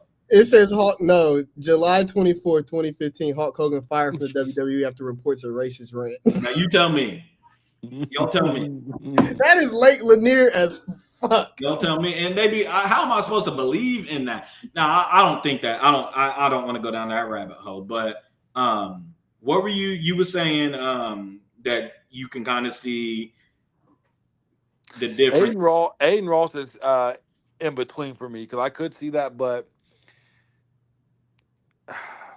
it's just hard. I know y'all make fun of Andrew Tate, and like that's not my guy. I haven't seen that on him in years. But I do believe that he's a Muslim. I do believe that he really is. I do believe what he's done a lot is speak out against those people. You know, for sure. Openly, and him and Aiden Ross have got cool for a while now. Okay. So I'm just saying I don't know if I believe that like he would do that if he really was like a true. But we know how this machine works, right? With somebody, let's use Aiden Ross as an example.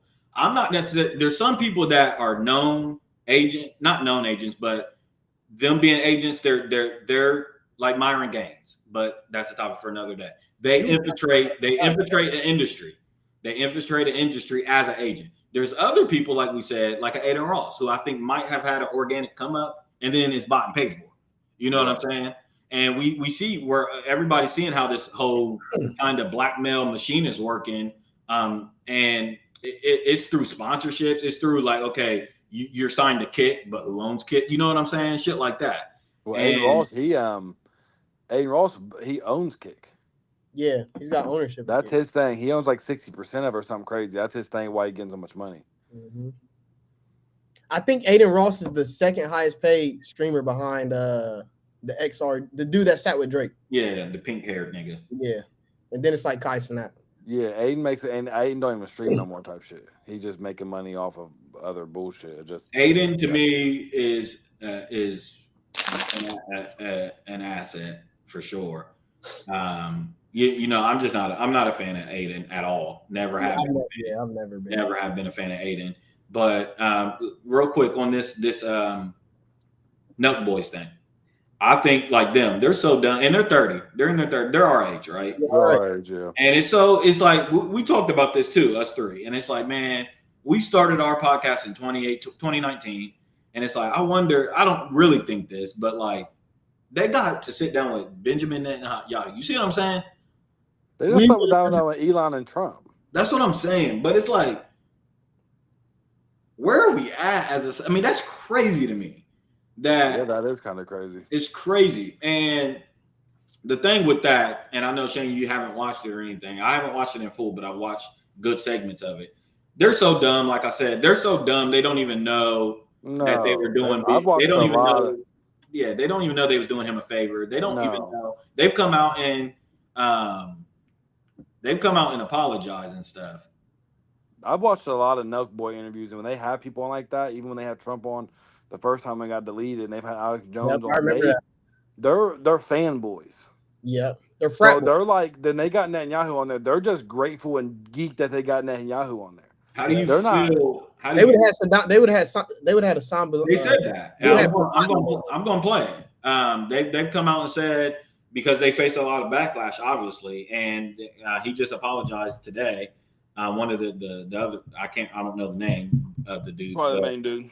Yeah, and he said, man, we're gonna have anybody on. We don't believe in not platforming people and blah blah blah blah blah. We got somebody else coming on and yada yada. Because people hit them with the, well, would you have Hitler on? They always hit people like that. Yes.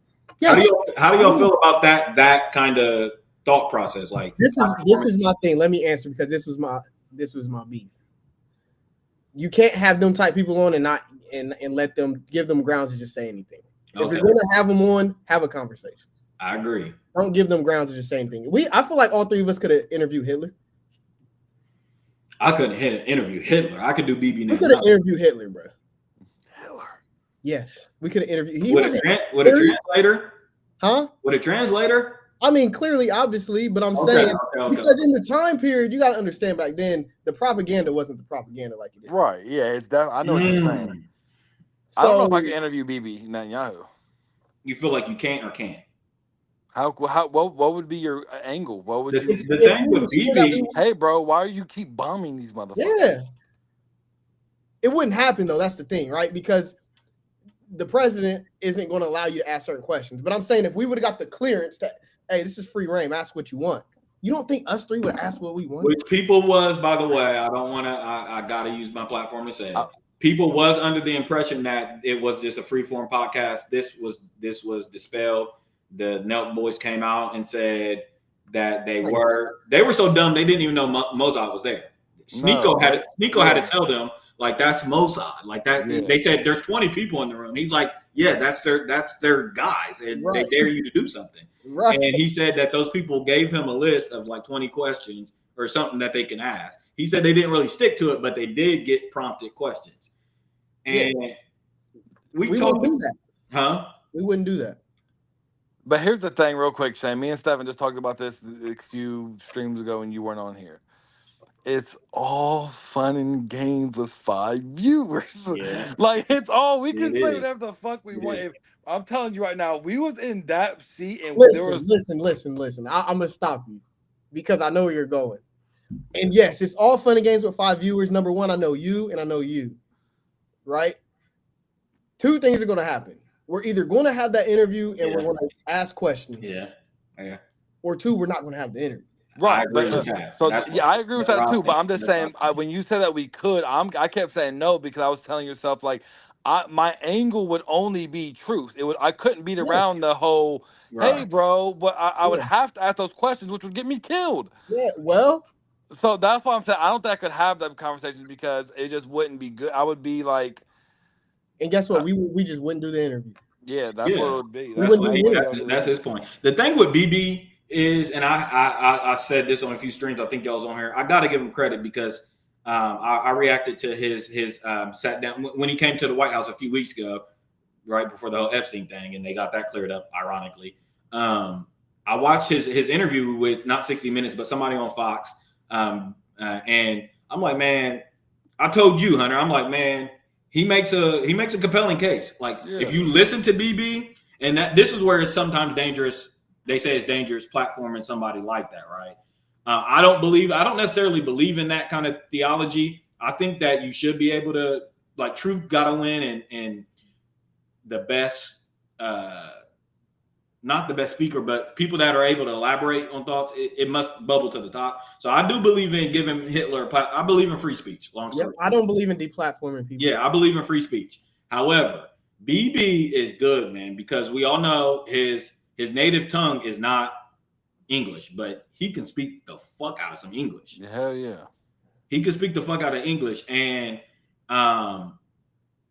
BB has shown, I mean, even when he's had his little things with Trump that's been on the news and stuff like that, his back and forth, he'll joke. Like, he understands dialect a lot, like American dialect and joke. They even on the Nut Boys thing I seen, he was talking about Burger King, his favorite place to eat is Burger. You see what I'm saying? Like, he's on a press run, like Trump was on a press run, where he's like sitting down with podcast Nut Boys, like he's one of the guys. When it's like he's an international criminal right now. You know what I'm saying? Right. He's wanted for war crimes. He's wanted for war crimes. He's committing an active genocide, and he's sitting down kicking shit with the guys. Yep. So BB is a different thing because they call BB, we call him a boa constrictor. He can get around you. You know what I'm saying? He could get around you. I don't know if I want to be in the same room with somebody that's that good. No, these guys are master manipulators, man. That's what I'm saying. He's a master. And I'm somebody that feels like I can't be God. Like, come on, please. But it's like you said, it's all cute in front of 4 viewers.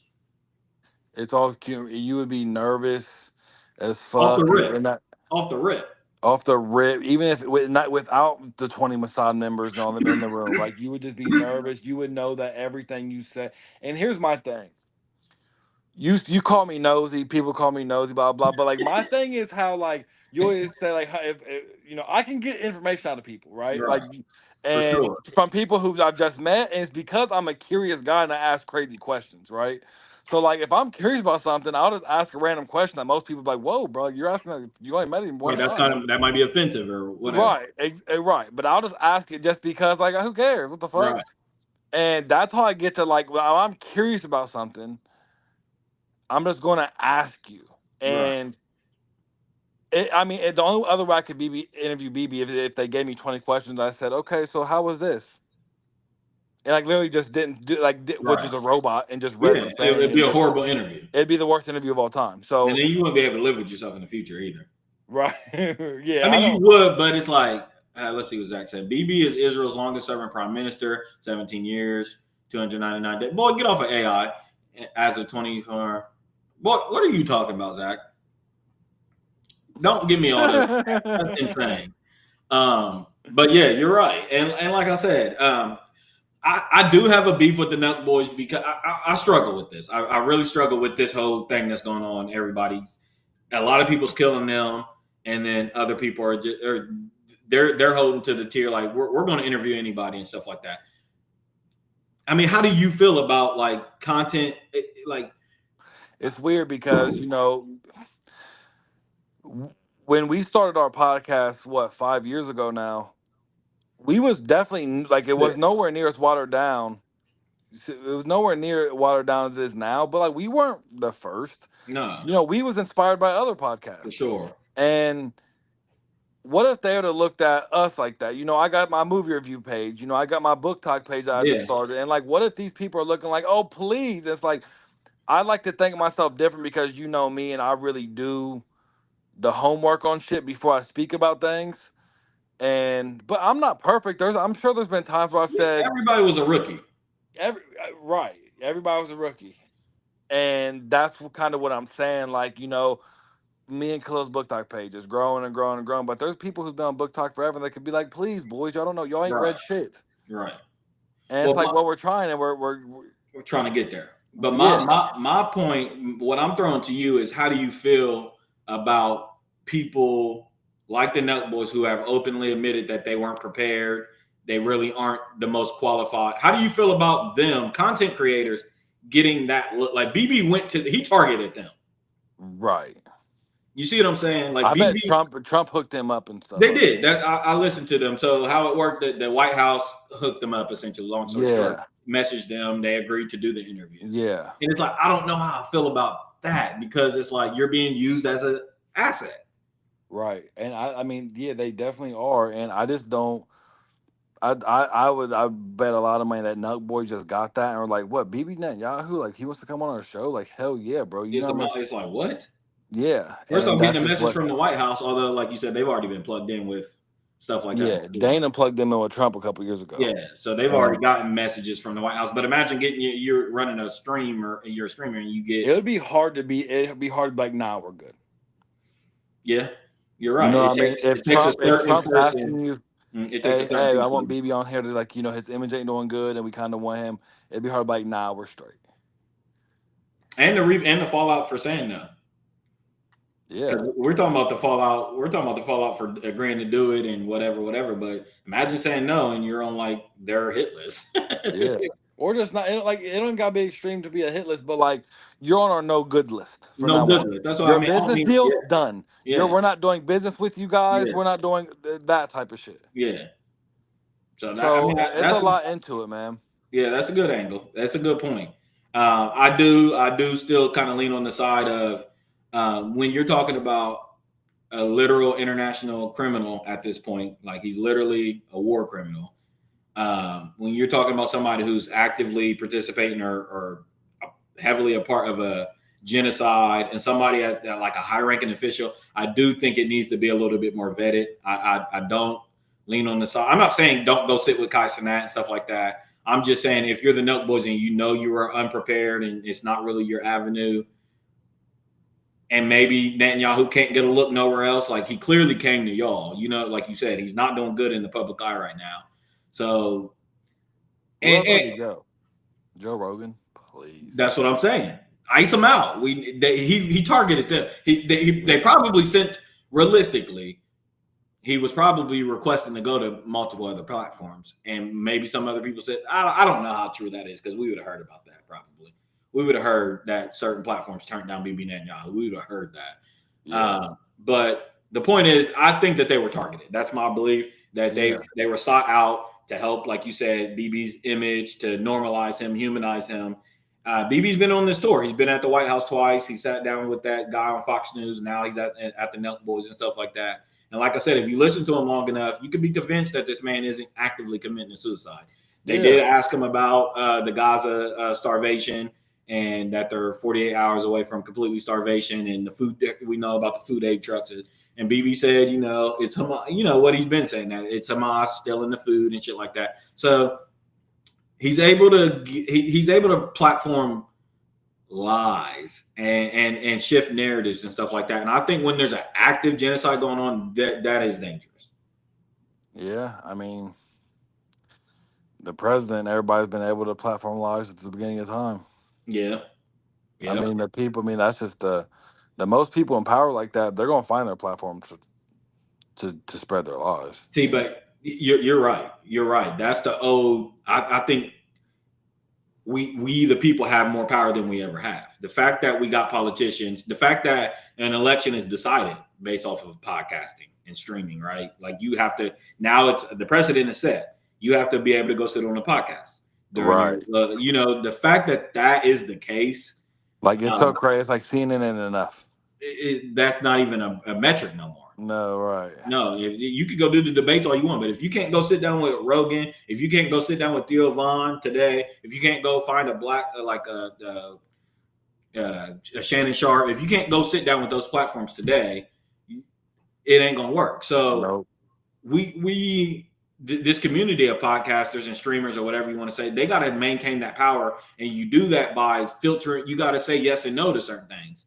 You can't just let it all happen, and you can't say yes to every deal, because a lot of these people, as we know, is literally going to be they're bought and paid out. They're signed to this. These big conglomerates are buying podcasters and stuff like that, is what I'm saying. They're buying streamers and stuff like that, and that's how they're able to control the market space like they did with TV and CNN. It's the same thing. So I think a lot of streamers and podcasters should keep their independence. I know it's easy for me to say with 2 viewers, but I wouldn't be surprised if Joe Rogan turned him down. I don't think BB would even. I think that Joe Rogan. I agree with you that I'm not surprised if Joe Rogan would turn him down. I don't think he did turn him down. I don't think it happened.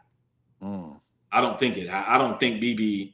I don't think BB would have even barked up Joe Rogan's tree. No way.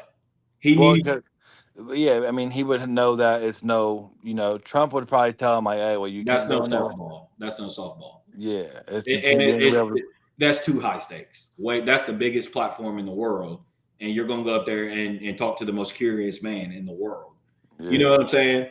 And what they're doing is so like blatant. You know what I'm saying? Like what they're doing could be broken down in such simple questions. It ain't like you got to go down rabbit holes to ask them, okay, why are you doing X, Y, and Z? What about this? What do you think about AIPAC? What do you think about your relationship with the press? You know what I'm saying? Simple questions.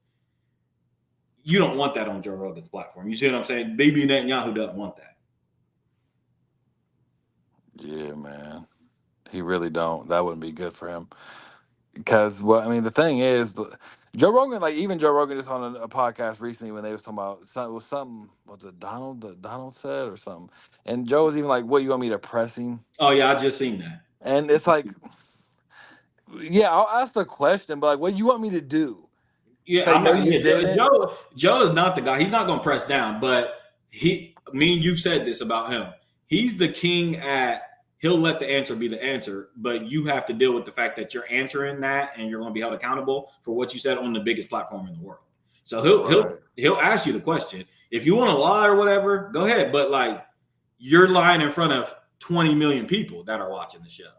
And we're going to be able to decipher if you're lying pretty fucking well, with that amount of people. So I just don't think Joe's the platform that BB wants to go. BB came to the States to get softball media campaigns and softball easy ones that he can easily manipulate and steer narratives and stuff like that. He is not in the good graces of the American people right now. I've never seen anything like it. But that's another thing about them is they're Canadian. The Nuck Boys. Yeah, so they with the Trump thing, they was backing Trump a lot, but they always have that because they rep Canada, so they always have that a third party. Yeah. It's like, boy, we're American. I mean, we're Canadians. We don't give a damn about what Israel is doing to y'all. We don't give a damn at all. Nope. Yeah. So not shout out to the Nuck Boys. Bibi Netanyahu, stop your media campaign. I can't even believe we're allowing him to do it. I don't even know why he's not getting arrested. I know, bro. It's really crazy, and almost every other country, if he pulls up, they're arresting him on the spot. For sure. And now he can just do podcasts in America. Yeah, it's really crazy. Why people are literally getting bombed to death, and they're still actively shooting journalists over there. They're shooting just innocent Gazans. They're just literally shooting them. It's a whole killing campaign over there, still today, right now. So it's just ridiculous. Yeah, so they just bombed Libya a couple of days ago. Yep. Did you watch that full Alex Jones syndrome? Oh, for sure I did. For sure I did. Funny, plastic. Alex Jones, bro. I love getting my Alex Jones fixed once in 6 months. Because he's crazy enough. It's entertaining enough, and then there's some information in there as well to chew on. So it's like, bet, and we're just in such a weird space. And I know you probably got to get going. But if you're Alex Jones, if you're other people that I won't name on this podcast, but you know who I'm talking about. If you're those people, you're popping. I don't know if you're popping your shit right now because it's almost like, you know how I feel. It's almost like when America gets a hold of something like Cutwaters. Cutwaters is driving Shane insane. The word woke, like now that both political parties are using, it's like y'all are. When America gets a hold of something, like white America, like just, you know, it's almost like, oh, whatever. And I'm starting to feel that way about this whole anti-Semitism in Israel thing because it's like so loud and everybody's so against it. It makes me want to be for them. Right. Because it's like there's people out there. My point was like there's people out there like Alex Jones who I gotta say, because I've been on this case a long time, Israel's occupation over our government. And there's people like Alex Jones who's been on the forefront of this. You know what I'm saying? Alex Jones has been on the forefront of everything. He's been on the forefront. The definition of the forefront. Forefront. Yeah. And I'm gonna get back to this thing because I want to talk about the Epstein thing. But before you go, speaking of being on the forefront, I want to ask you, because Shane, I hope you hear this later. You irritated me yesterday talking about Jay and you texting Jay about LeBron juicing. Boy, stop. How do you? That's what you blew. He blew. That's why I said you got it, dog. I'm like, bro, we literally have had arguments where me and you have told him, do not say this when this happens. And if that is the case, well, it's like, how come all the million times he said that, Shane, you never came and said like, yeah, Hunter Stephen are right, yeah. I remember being at the gym when we had an argument about Kobe Bryant and integrity, and you were telling Shane Kobe did not do that, and he was saying. You asked him specifically, you said, Shane, so we want you to answer specifically. Do you think LeBron is or isn't? Right. I remember where I was, what I was doing. But anyways, outside of Shane. I love LeBron getting killed again for this Drake thing. Like now it's pointing back to him again. Now everybody's like, you was a friend for 15 years and you switched stuff. He's pulling up his own Instagram such a horrible disservice, man. Yeah. It's bad. Yeah, he's just going out so bad. Every stream, it's just something else. It's so bad. Him singing like that.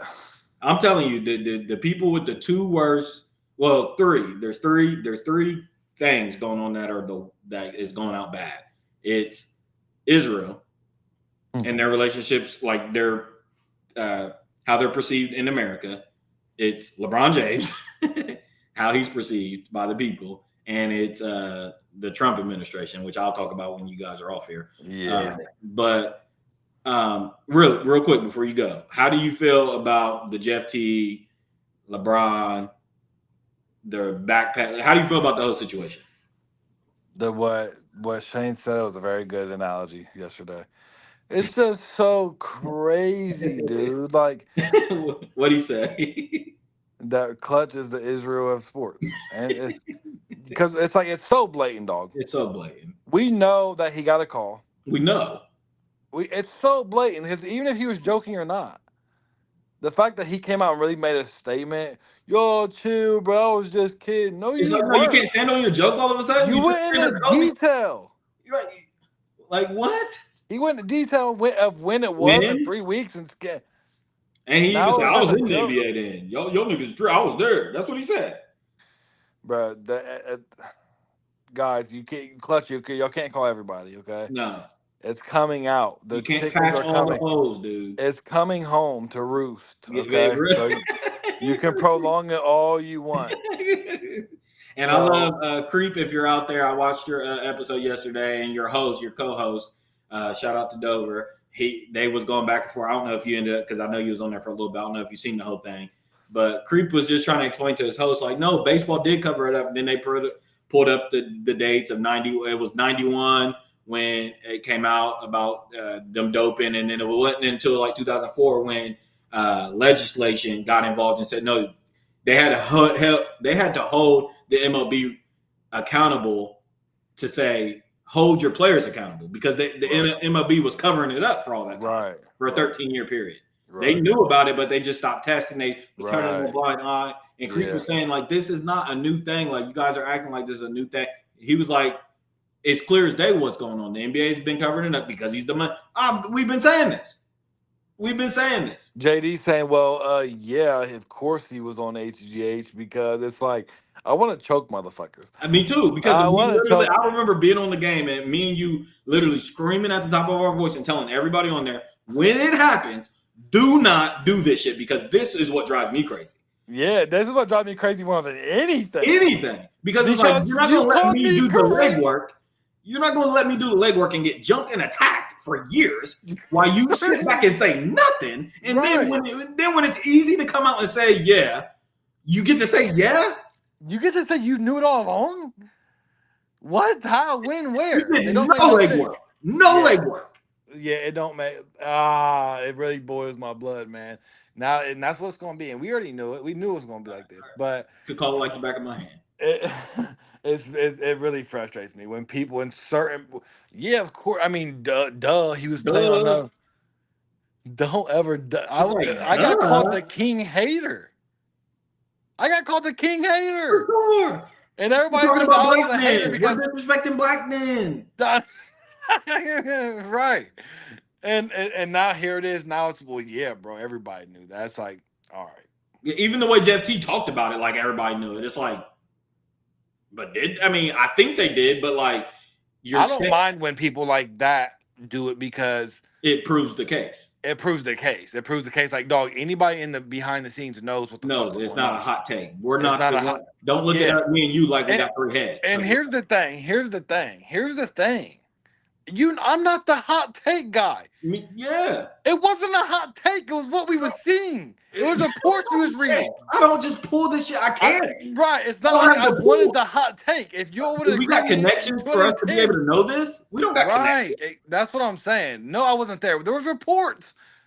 Reports that we saw. To your face like, hey, y'all might have forgot about this, but like we didn't. Right. We have eyes. We saw what was going on.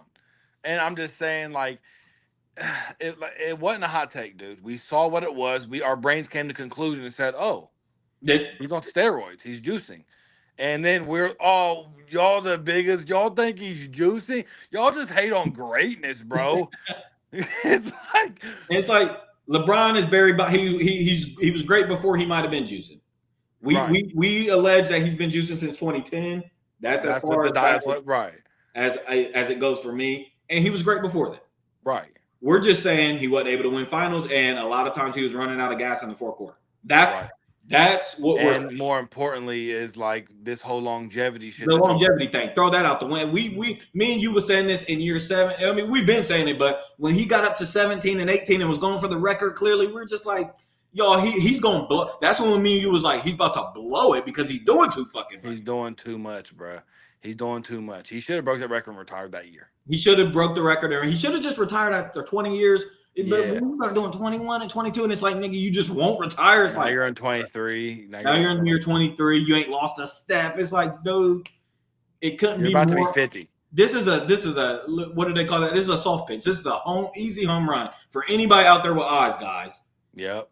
But that's the thing. That's what happens is people see this and be like, oh well, yeah. And it's like, no, but like we were saying in the height of the LeBron. In the height of the delusion. Of the height of the delusion.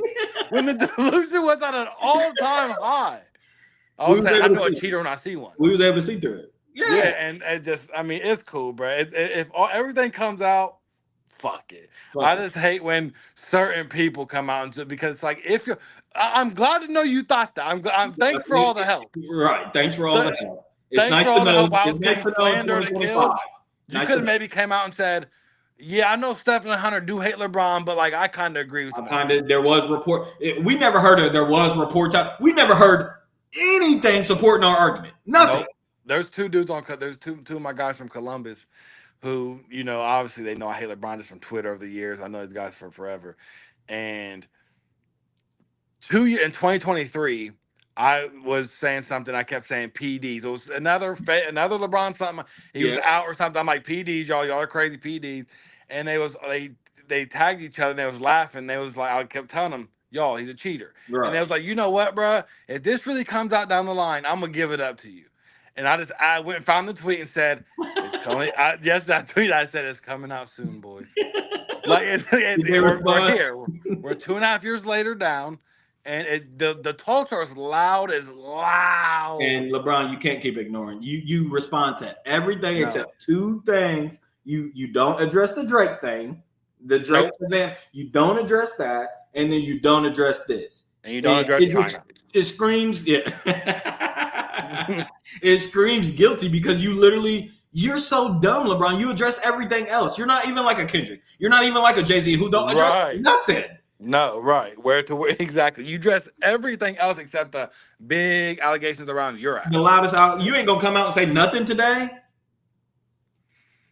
Come on, put laughing emojis. Laughing emojis will have me questioning myself. Like, at least he's good because the dude is not giving it no attention, which tells me he don't want to draw attention to it because then that's going to launch an investigation. Exactly right, bro. Exactly. But he's going to have to because we need a double down. People need somebody got to tackle. We need Chell Sonny, KG. We need people. Yeah, I'm trying to think of a name who could really say it and I get it. We need like Greg Pop. It won't be somebody like that. He's not gonna say shit. He ain't gonna say shit. But somebody like a Steph Curry or we need someone to where like when Chill came out and said it's like Derrick Rose alluded. You remember Derrick Rose alluded to this. He said, "Man, back in 20, man, people was juicing. Everybody was juicing. Everybody was juicing. I won't say name, whatever he said. We need Derrick Rose today. Cool." DMT, Derrick Rose to go sit on somebody with accolades that it ain't like, oh, he's a hater. That's what I'm saying. Or something like, oh, he's a bum or he's a liar. We need someone who's credible, who played the sport and was just like, damn. And Derrick Rose don't do. Say something, D-Wade. Yeah. Like we need someone. D-Wade ain't going to. We need somebody seriously like a Derrick Rose. Again, like double that. Because Derrick Rose ain't known as a joker. Dwayne Wade, you can frame it like, oh, because he said boys, and he said shit out of both sides of his mouth. He said Pau Gasol's supposed to win MVP, and he ain't mean to say that. You see what I'm saying? So he's already been known as somebody that don't know what the fuck. Shaq can't trust Shaq as far as you can throw it. You know what I'm saying? We need Derrick Rose, somebody like that, because KG he plays around too much. Paul Pierce they play around too much. Chael Sonnen he's known to play. Derrick Rose he don't got no history of playing around. Nope. If he gonna come on a podcast and say it, he dead serious. Like, LeBron James was out there juicing in 2012. Yeah. I know that for a fact. Yep. And I'd be like, raw. And then LeBron, you got to answer that. Yeah. That's what it needs. It needs to be someone to where you can't get away. You can't wiggle away. You can't let it breathe like Scissor's doing with Nicki Minaj. You can't you can't let it breathe. You have to come out and you have to come outside and answer this. You literally have to. And you need someone to where, like, if Derrick Rose said that, he wouldn't be like Jeff Teague. Like, y'all know I was just playing. I was just playing. No. It's like, no, I said it because I said it. We need, like, one of those, like, men. Who's going to stand. Who, like, ain't afraid of LeBron James. Yeah, who's going to stand on it. Who's going to stand on business. Yeah, and that's hard because we, like you said at the top, is Clutch Sports is a certain government of the NBA. Yeah. So it's not going to happen. Because even I'll just keep it a bucket. And then we'll switch gears. Even someone like Kobe Bryant was skeptical. Let me tell you something. I don't got word of this. I have never read it, but I know I know my guy for sure. I know Kobe Bryant and I know Michael Jordan. They're both. No, Gilbert is horrible. Gilbert is not the person. He's the worst person to say something. He's literally out of everybody we name, he's the worst person to say something. I don't know why you say Gilbert. He plays way too much, but. I'll throw it to you. What do you think Kobe thinks about this situation? You don't think Kobe barked up this tree? You think Kobe knows about this?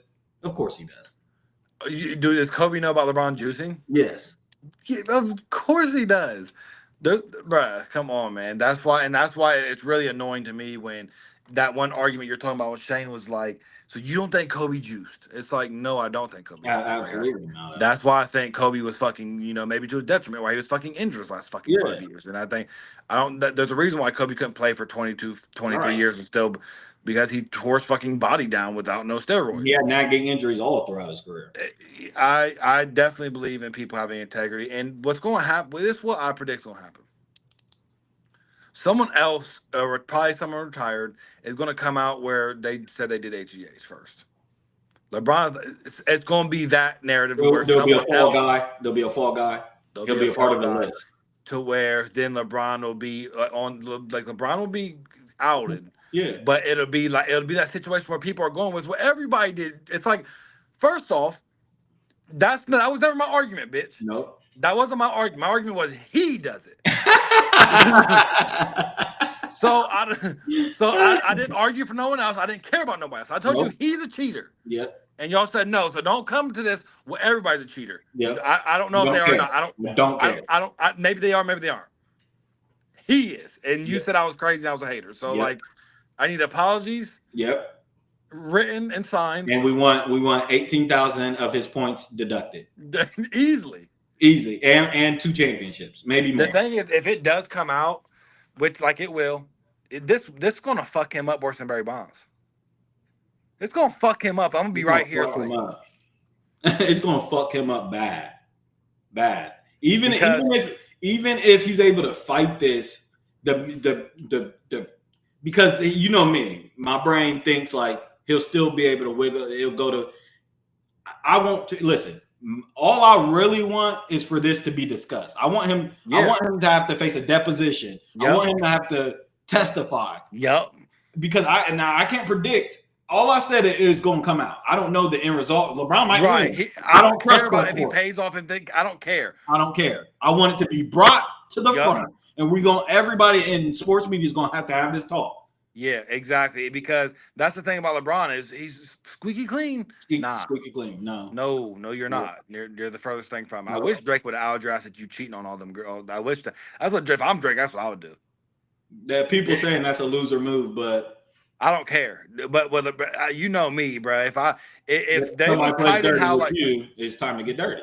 Yeah, but if they was tied in how like they say they was tied in, whatever, and like for 15 years and brothers and nephews and all that shit, and you go do that shit when I'm in my lowest, dog, I'm getting your ass good. You already know how I feel. Listen, I don't like Drake and I don't like LeBron. I was thinking about it. I'm like, man, I've said this on stream. What do you do when the two people that annoy you the most are beefing? It's like, now I'm the one out. Like I'm sitting on the sideline like this is whack. This is whack. But because I don't even know whose side to pick. But in this case, I've been saying LeBron is so lame for this. I want Kendrick to kick Drake's back in. So I'm in a weird kind of predicament because I like seeing because you want him to take his friends and make him feel bad. Blah, blah. Yeah, but it's like LeBron. If you're LeBron, and if you're objectively speaking, if you're objectively looking at these situations, you're like, it's LeBron being LeBron. It's LeBron being LeBron. I've already told y'all at the top. He's in LA now. He ain't locked in with Kendrick like that because Kendrick ain't locked in with him. I know Kendrick. Kendrick don't give a fuck about Bron like that. Y'all's cool business wise, but not really. Not really at all. Not how you and Drake said y'all were. No, exactly. Not even close. Not even close. Not even remotely close. Exactly. Curry came out on that interview today with Speed and was just like, yeah, I'm tired of not like us. I don't rock like that. And I gotta respect, even though Curry irritated me during this whole thing because he switched, but at least he showed some sort of loyalty to somebody getting their back kicked in. He was the only one really standing. KD too. KD, I can't lie. KD was standing down, but Curry Curry got more attention on him, and Curry done doubled down like at the Olympics when he was just like, turn this shit off. Yeah, at the Olympics, and LeBron was like, I like it. Well, you don't like it, and Curry was like, no. Right. But Curry showed some sort of backbone, and I gotta respect it. LeBron is literally showing y'all his colors. The thing is, not to cut you off, but like Kendrick respects that. I bet your ass Kendrick is seeing that clip and like he laughs at that, but like, you know what? Fuck yeah, you gotta respect it. As a man, Kendrick's not laughing at LeBron and behind his back. Of course he is. He's weak. Like, he's a weak-minded guy. Because, bro, if you can, like I said, I don't know how deep their friendship really was. We can only go off of them fake crying in the shop. We can go off of Drake said. We can go off of fucking LeBron tattoos, calling Adonis tattoos. LeBron calling Adonis his nephew. Yeah, we can call like a whole bunch of separate meanings behind sports and music and all this shit. Then y'all are tied in. Y'all are boys. And like the first time this happens, it's like, okay, what happened then, LeBron? I would like to know. We got to get to the bottom, not us, but I can't wait to find out what happened because there has to be something, right? There has to be something. We've speculated, but then there is, I think it stems back further than what I'm about to say, but we can't just say, I can't come out here. Some people are saying like LeBron just switched sides out of nowhere, but I can't say that because on on what's the song before? What's the album before For All the Dogs? The one with 21 Savage. The girl one with the girl on the front with the legs. Her Loss. There was that song where the whole "You Ain't Kobe Bryant to Us" and Stories About My Brother. Oh yeah, there is that, and that to me that was out of left field. When that came out, I was just like, I don't understand the merit of their beef. So I think they got some secret. There's something. I think it has to. Me personally, me and Shane, I think it has something to do with Savannah. I think everybody's speculating that now that Savannah never liked Drake or something. I told y'all I think Drake might have personally tried to slide on her. I don't know, but there was Stories About My Brother. That's 2021, 2022. No, that came out in no, because that didn't come out on Her Loss. That came out on that Certified Lover Boy. Certified Lover Boy. No, it came out after that. Remember, Stories About My Brother came out after he dropped that one album. Everybody shit on the album. He dropped them 4 songs. No, there's Certified Lover Boy, and then there's the evil version. It was the deluxe, and he dropped. Yeah, but it was the deluxe. It wasn't CLB came out. I was in Houston. It wasn't the deluxe of that. It was, but that just came out like a year ago. Nah. Maybe I'm thinking of the wrong song. The Story About My Brother. I was maybe a year and a half ago. What's the album that we're thinking? There's For All the Dogs. Is that the one you're talking about? I think that was the one is that the one that everybody came out and it was like horrible? Yeah, that was the one that everybody came out and said, "This is trash, dog. What are you doing?" But I thought I thought there was something on For Her Loss. Mm-hmm. I might be mixing up. I know that there's a song called I'm saying I know there's a song called Story About My Brother. I'm saying he might have thrown shots on another song, and I'm just mixing the names. Right. Yeah, he might do that. But that Kobe Bryant to Us, that's the that was the one that just came out around the beef time, maybe right before. I want to say that came out after the beef. No, definitely not. No, it was before. It was For All the Dogs that came out. Remember, because first person shooter. It came out around that time. First person. Yeah, everybody said that was trash. That he came out and he was just like, because I like that a lot. I like them 4 pieces he dropped. Yeah, like, okay, it was like the evil side of the tape. Yeah, it was it was right before it was literally right before the beef. Okay, so, here's the man of the time that we need the information out of. Shane, you there? What did I miss? No, listen. We got a quick question. What was the song that LeBron got dissed on by Drake? Where like You Ain't Kobe Bryant to Us. What album was that? Boy, You Ain't Kobe Bryant to Us at all. Is that Her Loss? That was Her Loss. That's what I thought. But it was the second version. It was Her Loss. It was no. Or was that For All the Dogs? That was For All the Dogs. The evil version. That was For All the Dogs for sure. It was Stories About My Brother. Yeah, the 4 song EP, right? The evil. Stories About My Brother.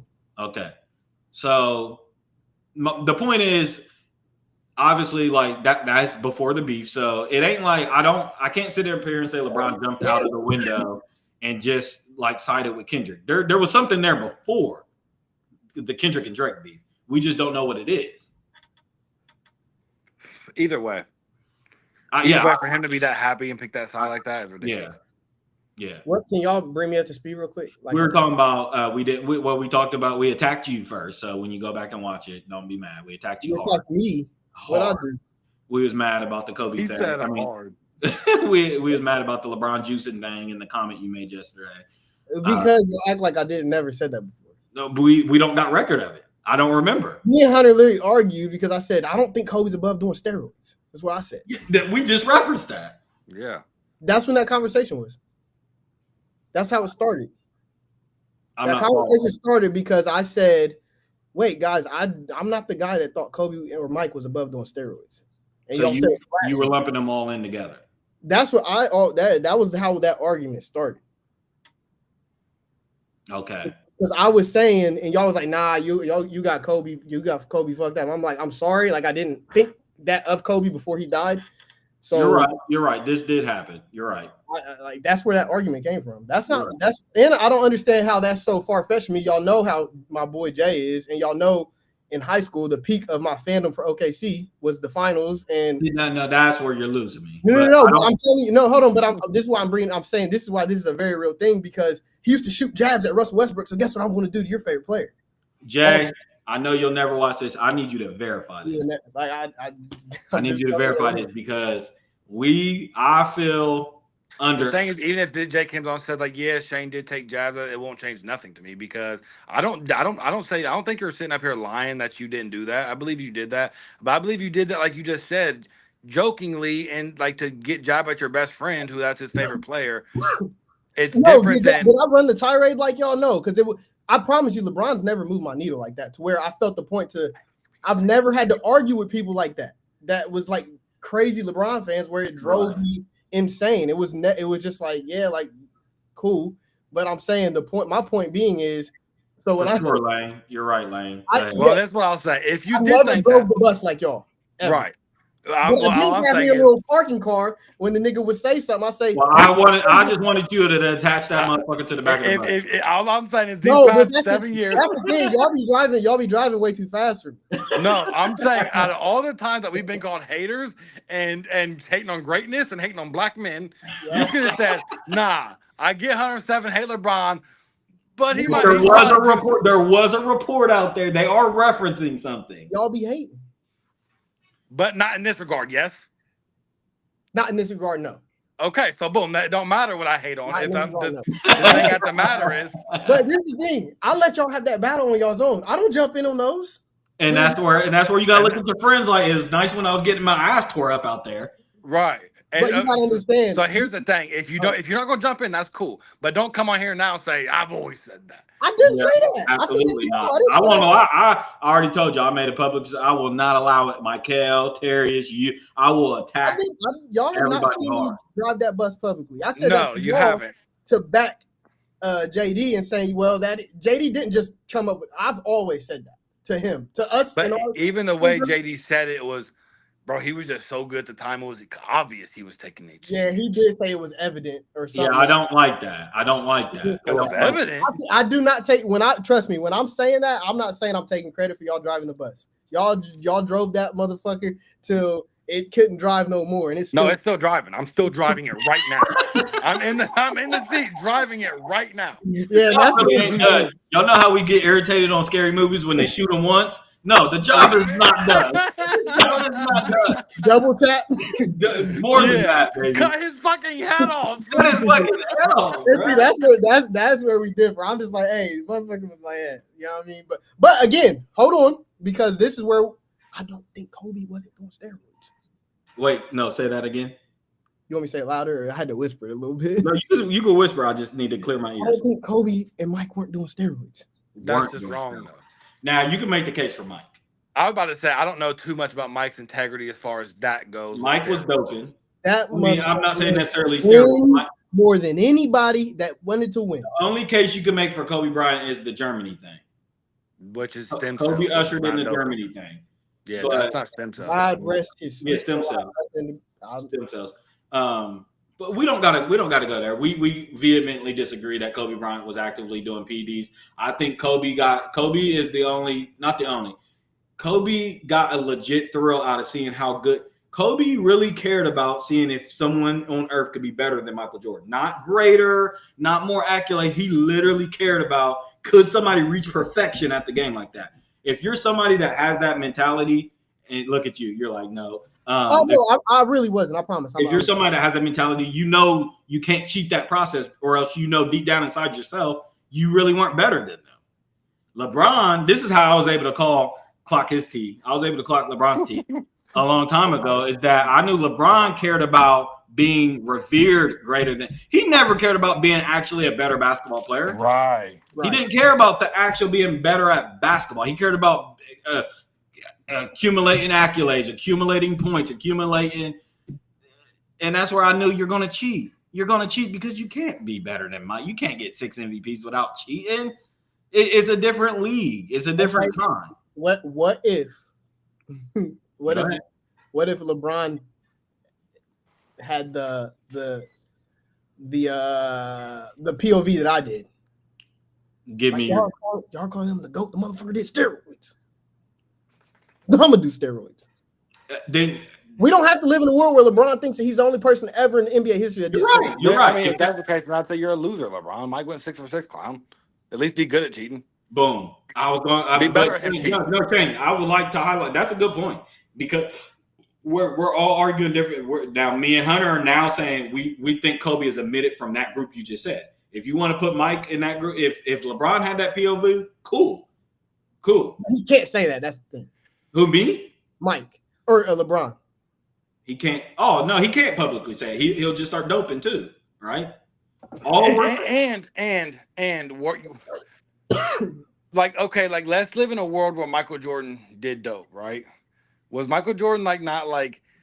No one has ever called LeBron James the most skilled player of anything.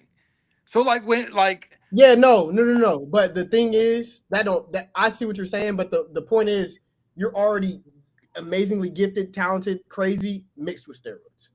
I get it. And like I said, if I had to like bet money, I would bet that Michael Jordan didn't dope. That's what I would bet, like lean towards it. Now, would I ever vouch for him like I would Kobe? No, I wouldn't. Not even close. He's a fucking no, I wouldn't. But if I had to, and I'm just saying Michael Jordan was skilled. Like Michael Jordan would be a comparison to where like Barry Bonds. Yeah. Barry Bonds was crazy as fuck before he got juiced up, and then he juiced up and he kind of got better or whatever. Yeah. But you still got to hit the ball. It's like the skill thing. It's like LeBron he's the only thing he does is run an arm. This is the thing. This is the thing. Let me choose my words carefully. Because I love the lore. This is the thing. I personally love. I'm not a Mike stan, but I personally love the allure of Michael Jordan. Right? Yeah. Him going to have. I was talking about this like 2 weeks ago. I said saying that at the end of that playoff game, saying that ain't 23, and then Mike when he was had on 45, and then he come out that game and he had to zip up and he unzipped 23. It's like and then he storytelling. So you were ass, and then all of a sudden, just because you got mad. Nah, come on, you know that. I'm just saying. If LeBron did the same thing, y'all would say what? No, okay. My turn. Let's say, hold on. Well, let me finish real quick, and then you can go. Let's say, let's say LeBron did do that. LeBron has done that. Everybody said that ain't my Miami Heat LeBron. That ain't 6 LeBron, and he came out unzipped. 6 came out and we blitzed in the playoffs. You would say what? Okay, let me respond, then Hunter can go. Me and Hunter, and I think you, like I know you definitely for UFC. We are context people, and if we're into something, if I'm gonna sit up here and spend an hour arguing about something, trust me, I'll watch with my eyes. I've broken it down, so it would depend how he blitzed. Like Hunter said, I think that if it were to come out that Jordan was doping and LeBron was doping, and we were able to strip away their accolades, I think by eye test, I would say, Stephen would still say, you're not better on a basketball court. That's been our point the whole time. LeBron, They could put you on Mars. They could put you on Venus with rings. No rings.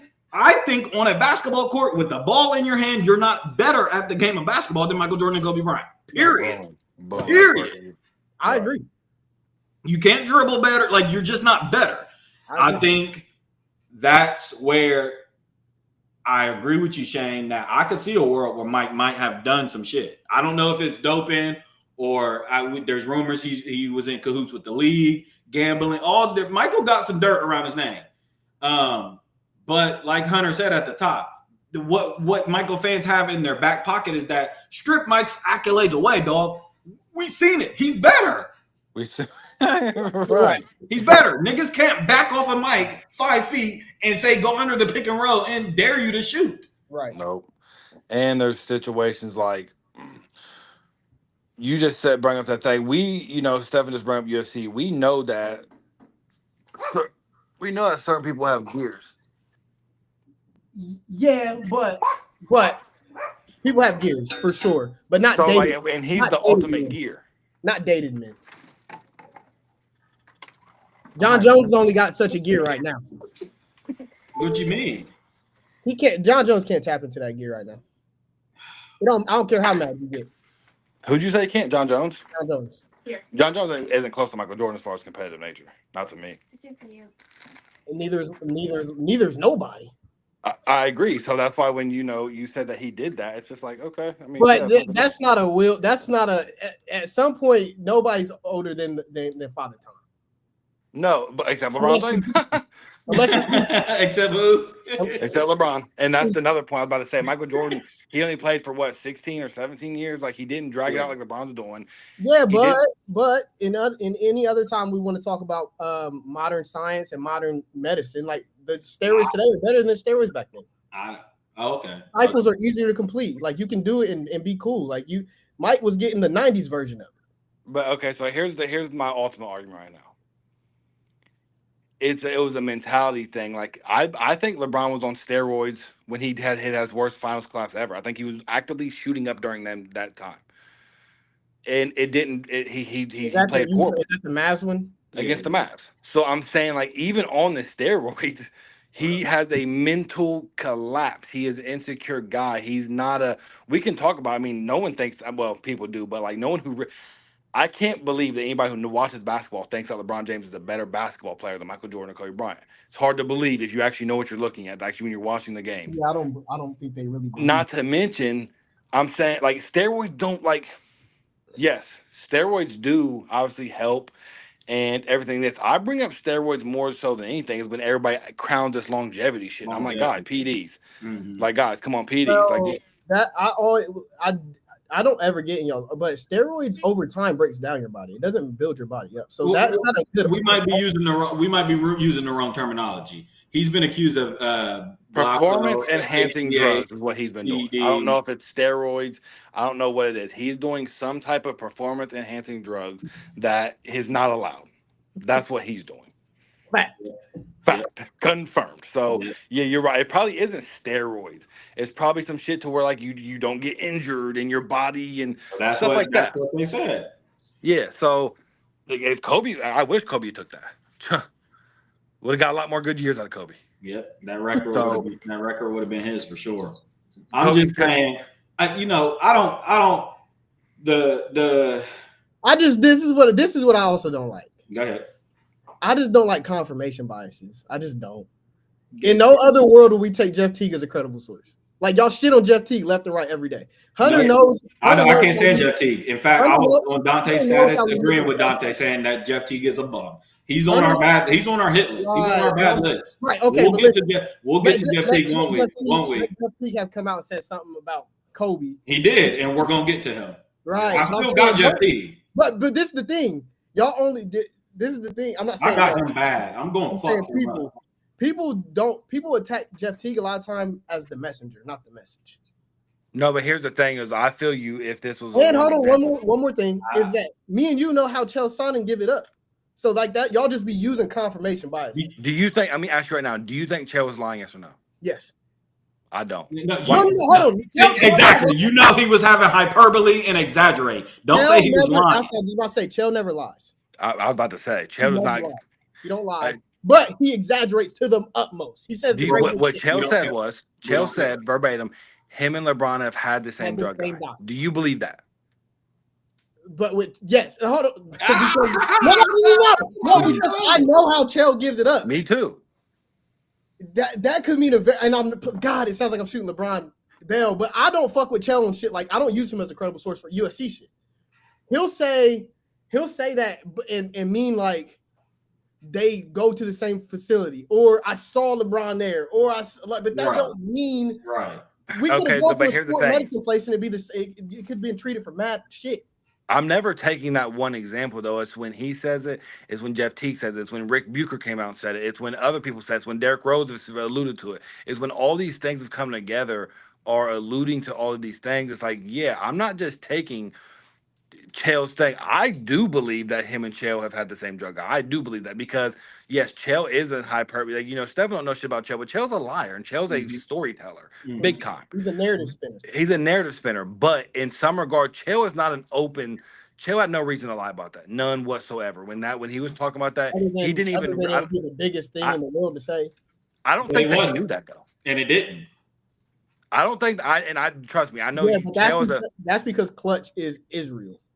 Yeah, we just said that. I just gave you your credit because that's a good comparison.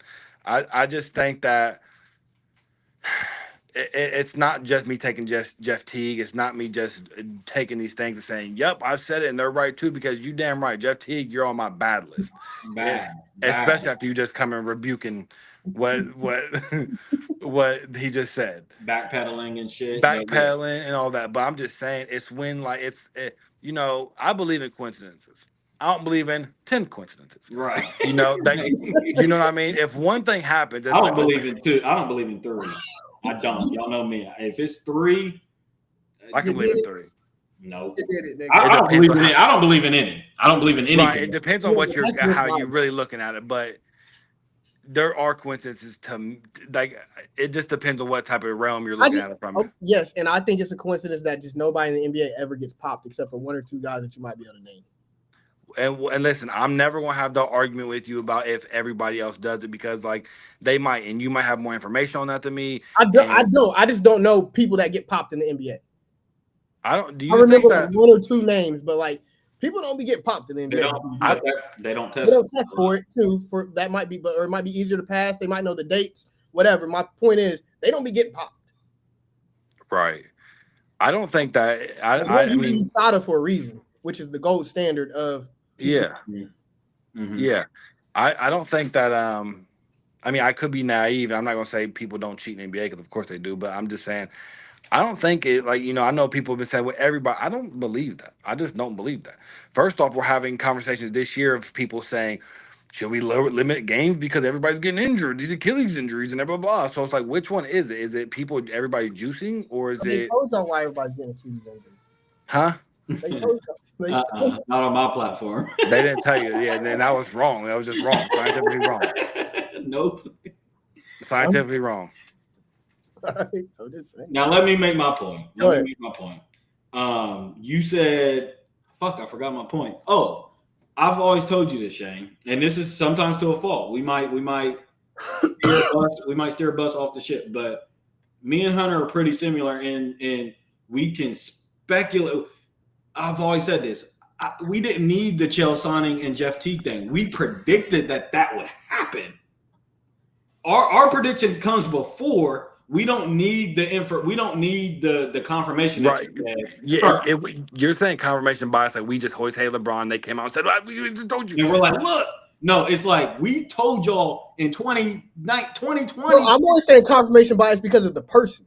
But my thing. Y'all would shoot down immediately if it was anybody else. But listen, my thing eludes all that, because when I said years ago, when we was all in the game arguing with Terrence and Michael, and I said it is going to come out, and I don't want nobody to say anything. That includes everybody. That includes Jeff Teague. That includes liars and people telling the truth. I don't know. All we were predicting is that they can't patch this story up forever. Right. And I don't be needing, I tell you all the time. The stories about A-Rod and Mark McGuire and all them didn't come out until they was done. Exactly. I have my gift. Our gift is that I can read a news article, and actually, I know it's a crazy thing in 2025. I can read a news article, and my brain works to where I can start piecing together the story myself. Yeah. Then after that, stories may come out to confirm or help assist what I thought, or I might be wrong a lot of times. That's what I do. So the LeBron thing, I remember when the story, the Blanco story came out. I remember the time, and I'm not just trolling and just saying it. I literally remember. I watch everything closely on fucking Rich Paul and them. I remember the story came out. I remember them covering it up. That's all I needed. That's all I needed at the time. Already has suspicions when he was getting fucking cramps and shit. Now a story comes out. They suppress the story. Stephen, you know how Stephen's brain works. My brain is going out. I'm like, nope, they're doing this. And from then, that was 13, 14 years ago, I never veered away from that. I didn't need Jeff Teague. I don't need Jeff Teague and Gilbert Arenas and these clowns to agree with me. I'm waiting for everybody to catch the fuck up a lot of times. Because they forget stories that are posted and shit. Mine only stemmed from one time period, and then we can wrap it up. I don't know when y'all stemmed, if it came from his early days in Cleveland or whatever. Late days in Cleveland. I never had no speculation until 2020. Mine didn't come into Miami Heat LeBron when they were walking around saying he was 280, 6'8", or whatever he was. That is literally when I used to tell Jalen, he's juicy. Yeah, there's no other way. People don't get to be that big and that fast and not get hurt. No, that is literally when I used to say. So anything predated that, but I remember when that story came out, Yep. They said he was something crazy Yep. to whatever it was. And That I happened. That happened for sure. He's That happened for sure. I My don't care thing, what and you know me, my beef, because I can see you saying that. My beef just be with our ultimate beef was, and we was just picking on you a little bit. Our beef is just that we're not coming out of left field with the LeBron slander. You see what I'm saying? I want people to understand that it was supported by something. Y'all just forgot that they whitewashed the article and y'all got duped. And I don't. I remember. This is the cherry on top. This is equivalent to what you did at the beginning of the year with Elon and Trump times 12 years. Right. Yeah. So imagine for 12 years. Imagine for 12 years you saying, "No, I'm telling you, this is what's gonna happen." Right. And everybody's like, "You're a fucking hater, dog." Hater. You can't be objective. And then it happens, and then everybody's like, "Well, of course we knew that was gonna happen, dog." Right. It would drive me crazy. It's like it would drive me literally. crazy. We said we was gonna fucking put the barrel in our mouth. We literally told y'all 3 years ago that when this happens and everybody does what we knew they was gonna do, I was going to shoot myself. So when JD comes on there and says, "Bro, it was evident that when he was, it was evident." To who was I arguing with? Who was I arguing? I was arguing with everybody. But what? Nah, yeah. I mean, I get you. I would be pissed.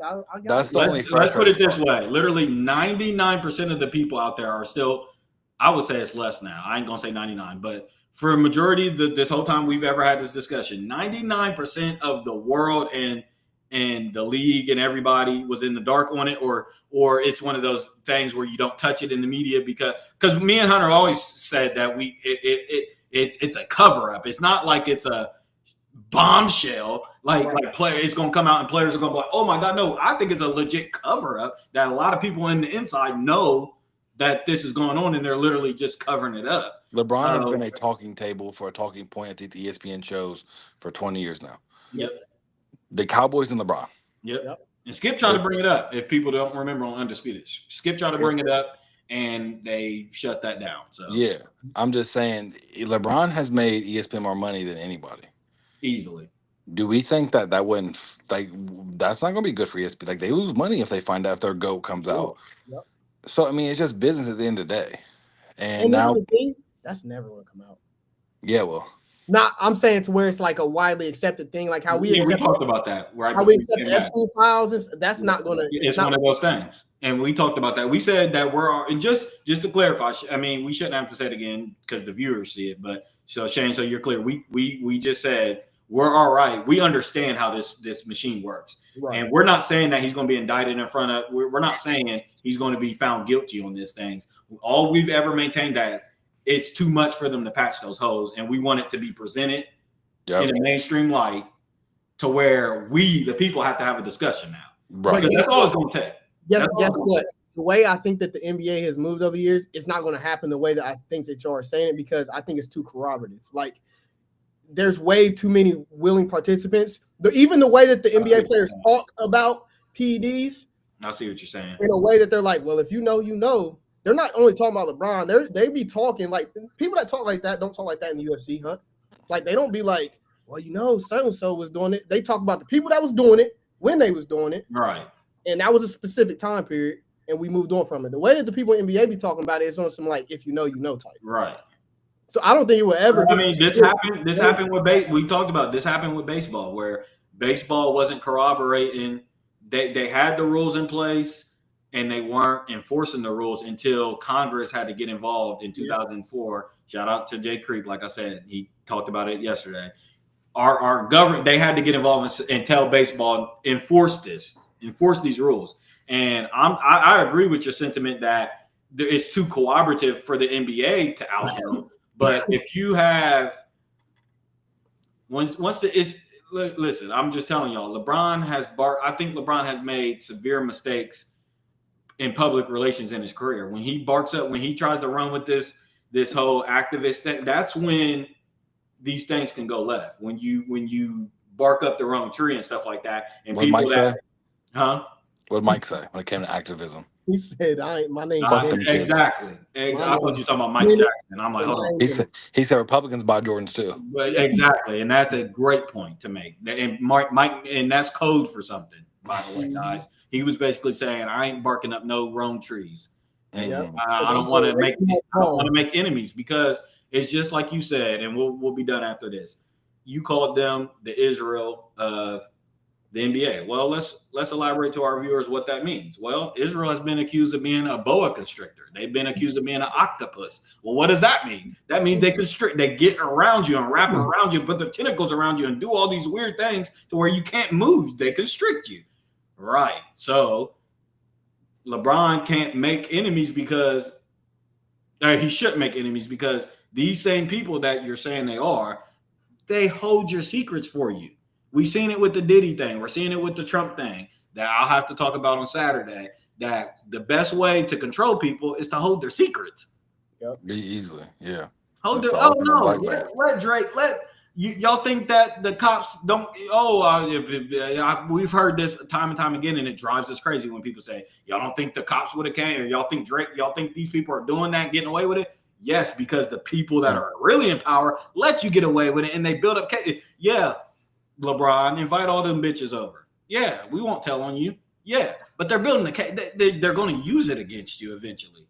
So LeBron's going to come out where, my closing statement is he cheated on his wife. Bruh. He took drugs.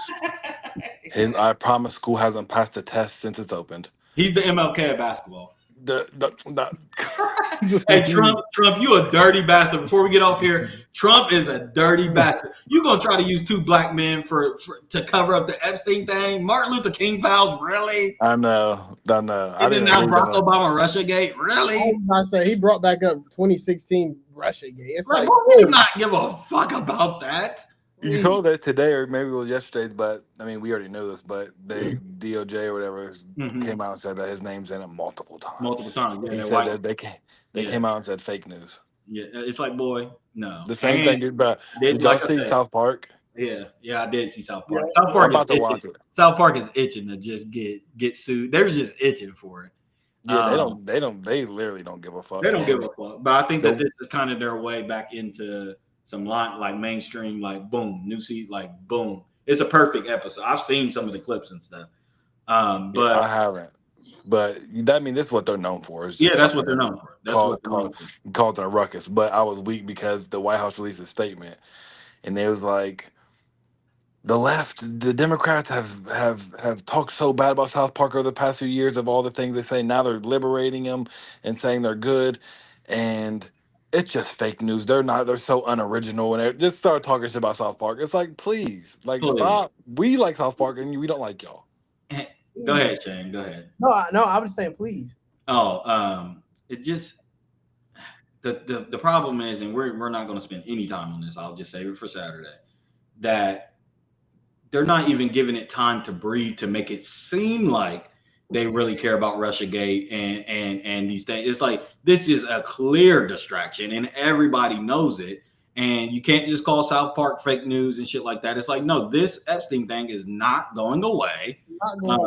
It's not going away because of the way y'all played y'all's hand. Y'all could have gotten out. Trust me, y'all could have gotten out of this. Y'all have distracted us from this list previously, but the way y'all have just done it, like this last little blunder. Now now we're talking about the cover up. Now we're talking about the clear cover up. Y'all are trying to wave a wand or a carrot stick in front of. And now Trump, like I said, Trump is trying to rile up his base, which is racist ass white man. Yep. And he knows throwing them a carrot is throwing out some anti-black. Here's Obama, attack his ass.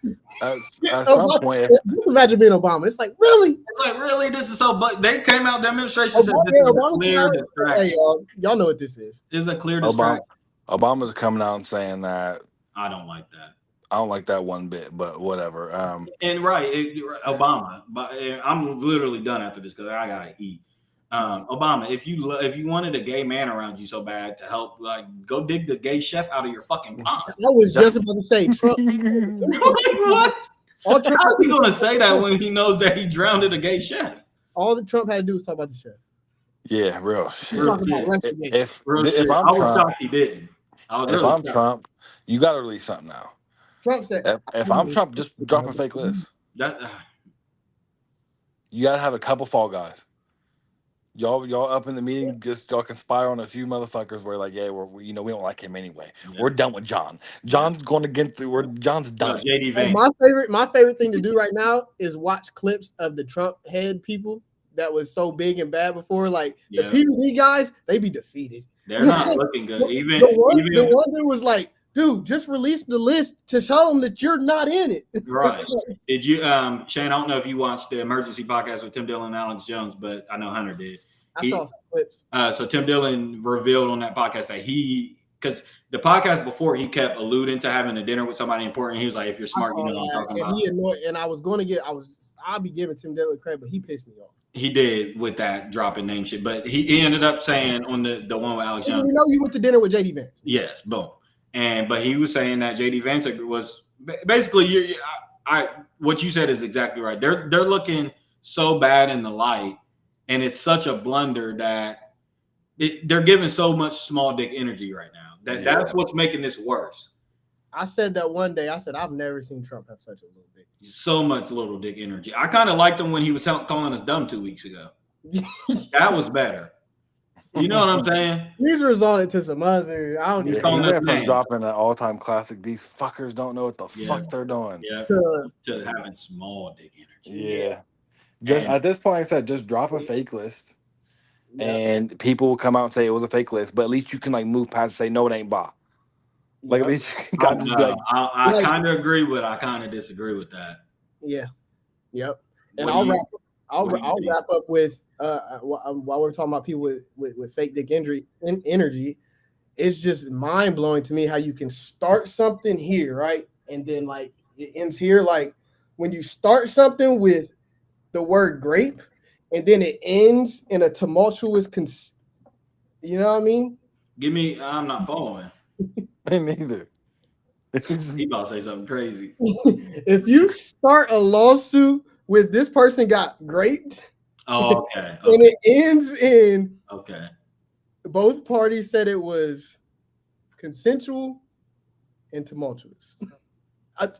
Got you. It's just like, man. Jay-Z. It's just like, man. That is yours. See, I'm getting off here. Yeah. And Jalen Hurts drives me crazy. Wait, go ahead. Talking about, I don't even wear my Super Bowl ring. I moved on. I saw that. Wait, what's the beat? But please, does it not fit or something? Somebody give me a 1 minute brief rundown on what's going on. Why what I seen? I just saw it. No, hold on. I really want this. 1 minute. Okay. I seen Gilly the Kid talk about Cam and called him a bow tie and something. What's going on? Is there beef between Jalen Hurts and Cam Newton? Please. Gilly the Kid is the biggest Eagles fan of all time. Cam Newton came out, put out his top 10 quarterbacks and didn't have Jalen Hurts in it. Oh. Gilly then said that you're bitter, old, washed. That's pure hate. Get a Super Bowl and you shouldn't be talking about nobody's top 10. Is what he said. Is that pure hate? That's pure hate. That's pure nasty Gilly, crazy Eagle fan hate. No, not Gilly. I'm talking about Cam Newton. No, that ain't hate from Cam. Yeah, I think it's. I mean, you can. I think it's. I don't know if it's actually coming from a place of hate or if he's just wrong. But I do think that his list is severely. To not have him on that list is bizarre to me. I have no problem with nobody being mad at his list. I have a problem with people attacking Cam Newton, the quarterback. You don't think that? Okay, I don't like them saying you didn't accomplish nothing. You don't get to make a top. But isn't that what we do? Yeah, but okay. Well, you shouldn't talk about nothing. That's not fair. I'm not you specifically. I'm saying you. Right. I'm talking to us. Right. I want to hear this then, nigga. Right. But at least he played a Super Bowl. At least he was number one pick. At least like. But I want to ask you a question directly. You don't think that there's nothing between Cam and Jalen Hurts? No, that he was on his 7 on 17 and shit. Like I don't care about that. That type of shit. No, but I'm saying Cam has said I've had these conversations with Jalen. And I probably believe that. And I don't believe that there's a world that we live in where Cam Newton can't do what Jalen Hurts does. That's also what hold on. Don't muddy up the water. I'm saying you don't think so. Some people do shit like that. They, it's dimming somebody else's light to shine light on yourself. Yeah. Or if you feel like you belong in a space, you don't shine light on somebody that really might be comparable to you to take your space. You see? I don't think Jalen Hurts is comparable to Cam Newton. I don't. Not as I, prime, but I can see. Yeah, they're different players, Cam and Newton can do what Jalen Hurts does. So I don't think that's a. I don't even think Cam even dignifies that. my thing is like more so like how culture perceives you, how it's going to be written, and it's like there's really a Cam category. does culture though. Listen, we know that in football there's a category for black running quarterbacks. So it's like, yeah, they're not. I don't know the details. Maybe they're not comparable. Like I don't know all the details, but like they're comparable in the sense that they're black, they run, and they're quarterbacks. And Right, one was better than the other one, in my opinion. Oh, Cam Newton's a better player than Jalen Hurts. Now, what you just said that he can do everything Jalen Hurts does, For sure. as far as Cam Newton can plug into that offense, and I don't do the plug and chug thing. But when they're two same type people, he can do that. the only reason why I don't believe that is because Cam Newton was a freak. he definitely was. And if we're talking about skill, I agree. But like the thing that people don't give Tom Brady credit for is that he was the most coachable person in the room. Yeah. He didn't have an ego. I don't know if Peyton Manning, who was a better quarterback, could have went to the Patriots. He might have demanded more. He might not have been able coachable. He might not have been critiquable. Like I don't know if Cam Newton don't go there and try to be. Do you think he can take a backseat to Saquon? And does too much, right? And does too much. I don't know. You can't do that. I'm saying I'm agreeing with you. I'm saying you can't do that if you're going to talk about mentality and stuff like that. Because I'm a fan of Jalen Hurts, and I believe one of his best weapons is his mentality. You can't take that away from him. And we know what type of mentality Cam had. I'll beat up my own cornerback. So that's not comparable. I'm just talking about in a skill set competition. I agree. Cam Newton's better than him. He's better than him, and he could. I think if barring all outside things, which is hard to do with Cam because that's what comes with it, and that's he can do that. And I don't do that with a lot of people, but because they're both running, I don't understand how you're landing your plane with this conclusion. I don't understand because I'm following on what you're saying. I'm saying, how don't you see an angle where somebody that thinks that they're skillly better than, if Cam Newton believes what you're saying, which I think he probably does, that like I'm really better than this dude, but you see somebody in your lane that's becoming more accomplished than you, you might try to dim their light a little bit. No, because nobody has that conversation. Nobody has the Cam or Jalen Hurts conversation. I don't think. I'm not even saying it's out. I'm not even saying it's not. Nobody's having it because nobody would do that because Cam is up here. I'm saying we don't talk about that. No, that's not a conversation. That's not like a comparison. That's not even this comparison. So I'm saying there's no world where he would even feel that tension. Why are y'all late? Why are y'all stopping there? I don't. Yeah, there will be a conversation of, like Stephen said, of the top five black running quarterbacks of all time. Or just there's just only one space.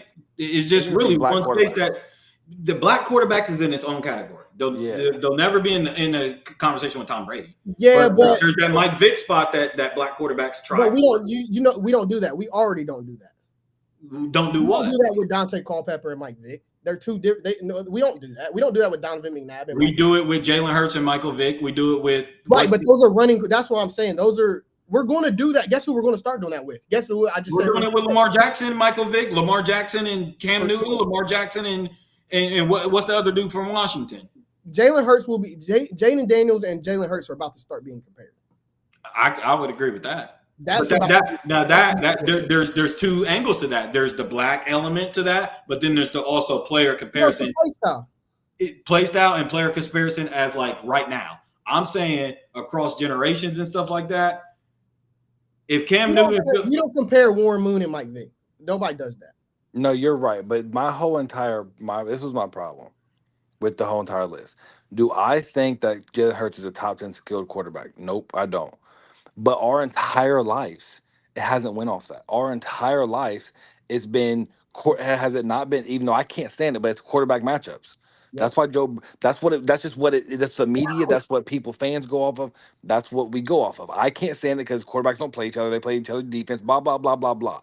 The point of the matter is, we saw Joe Burrow beat Patrick Mahomes in a playoff game and put a crown on his head. Mm-hmm. And we saw Jalen Hurts outperform Patrick Mahomes.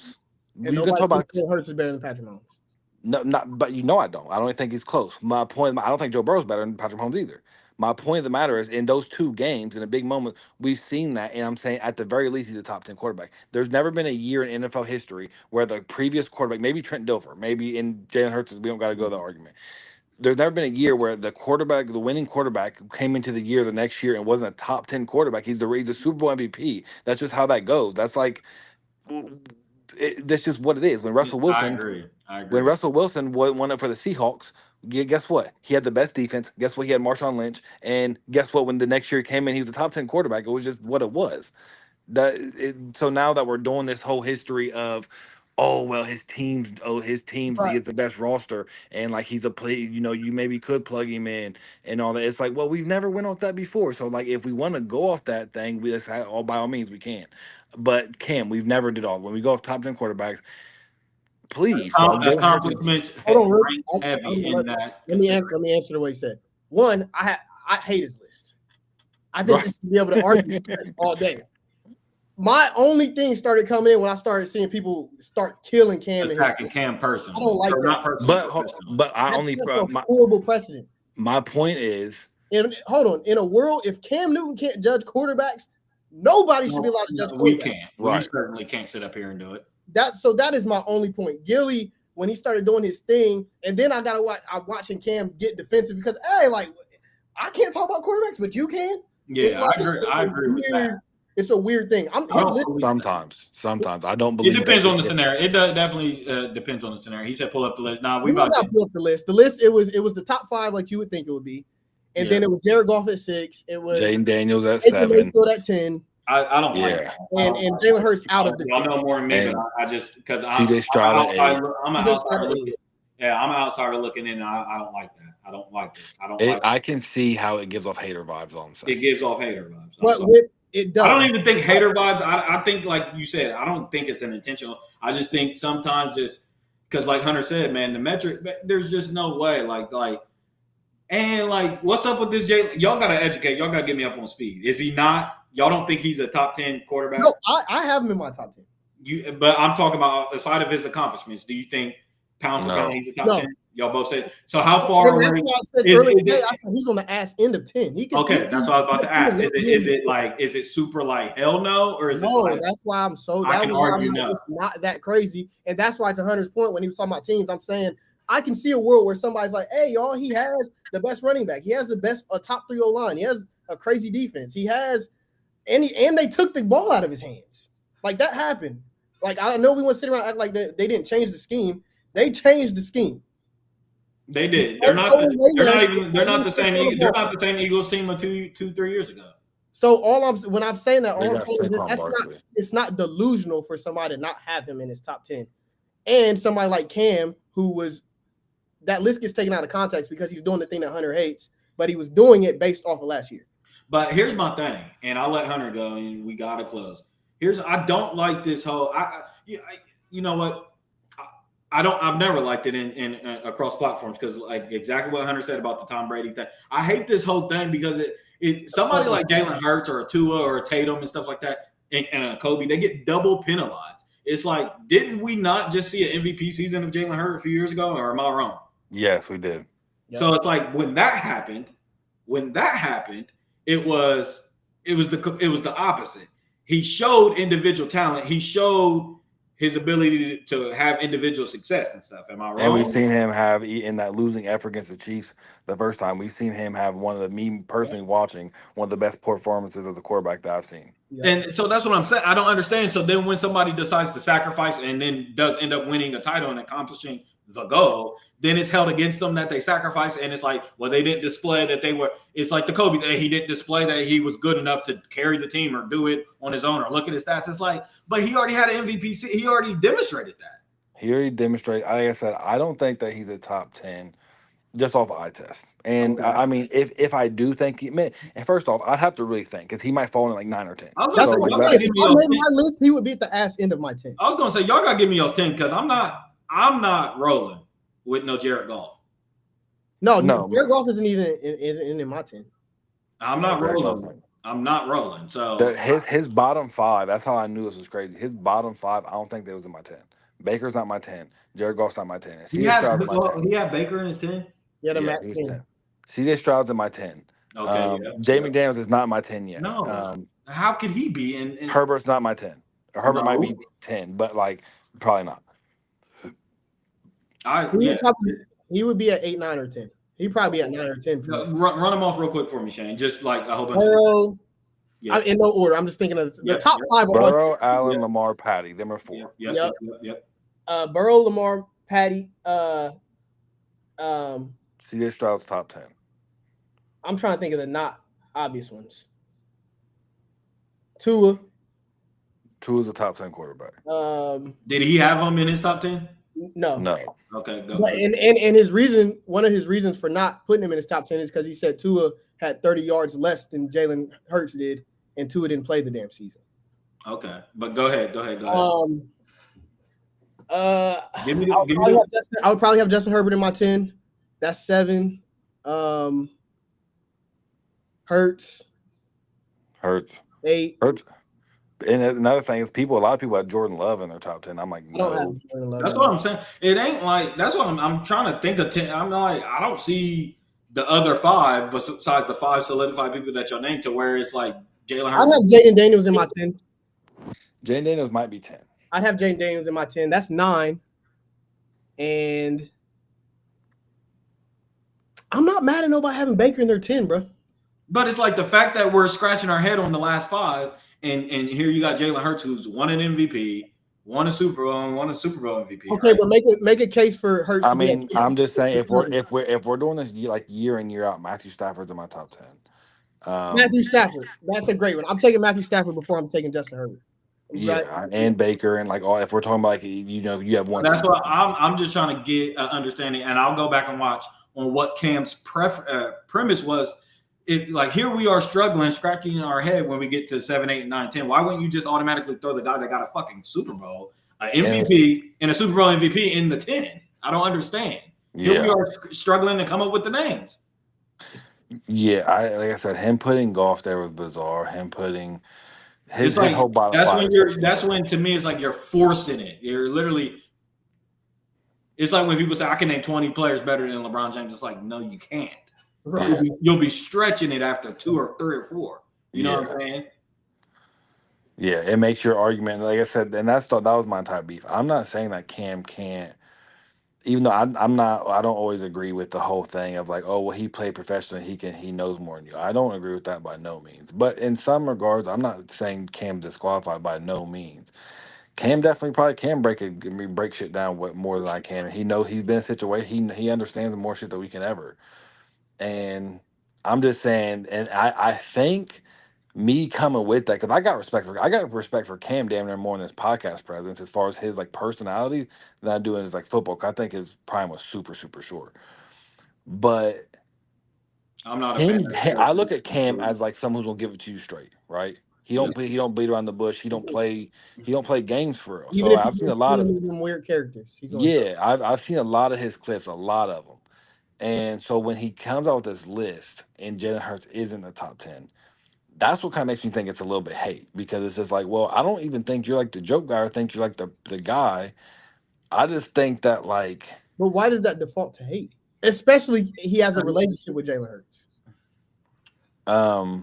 Because we don't see objectivity in it. It's like the Kobe thing. It's like when people have. Okay, but hold on. Let me pause you for 1 second.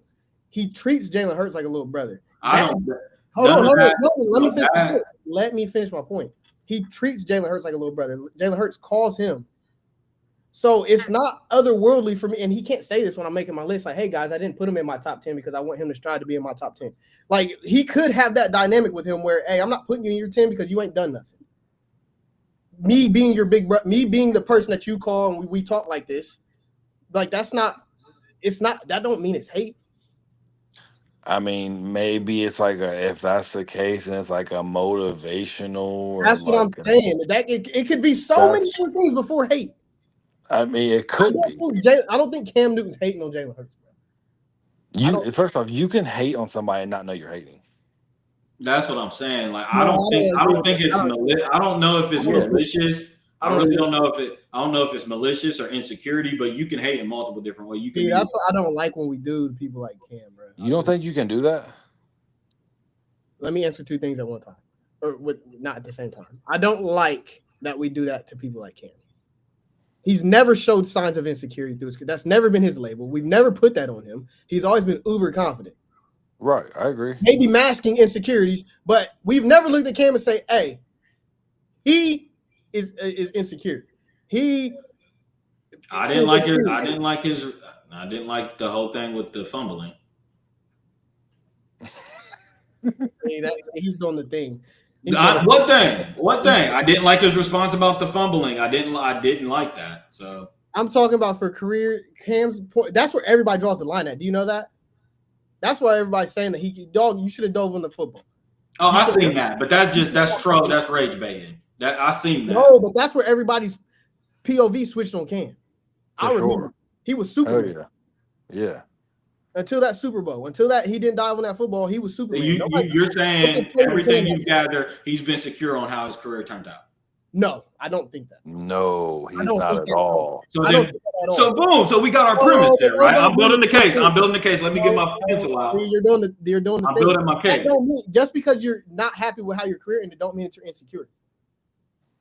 No, but when you tell me that somebody of your ilk, your little brother, does start getting accomplishments on something that you're probably insecure about that you did not leave with, he has an MVP. Cam has an MVP. Jalen Hurts don't have a regular season MVP. Okay. That's all. He's had a really good season. And like you just forget. I think you forget who Cam Newton was, bro. No, I'm not. Here's my point.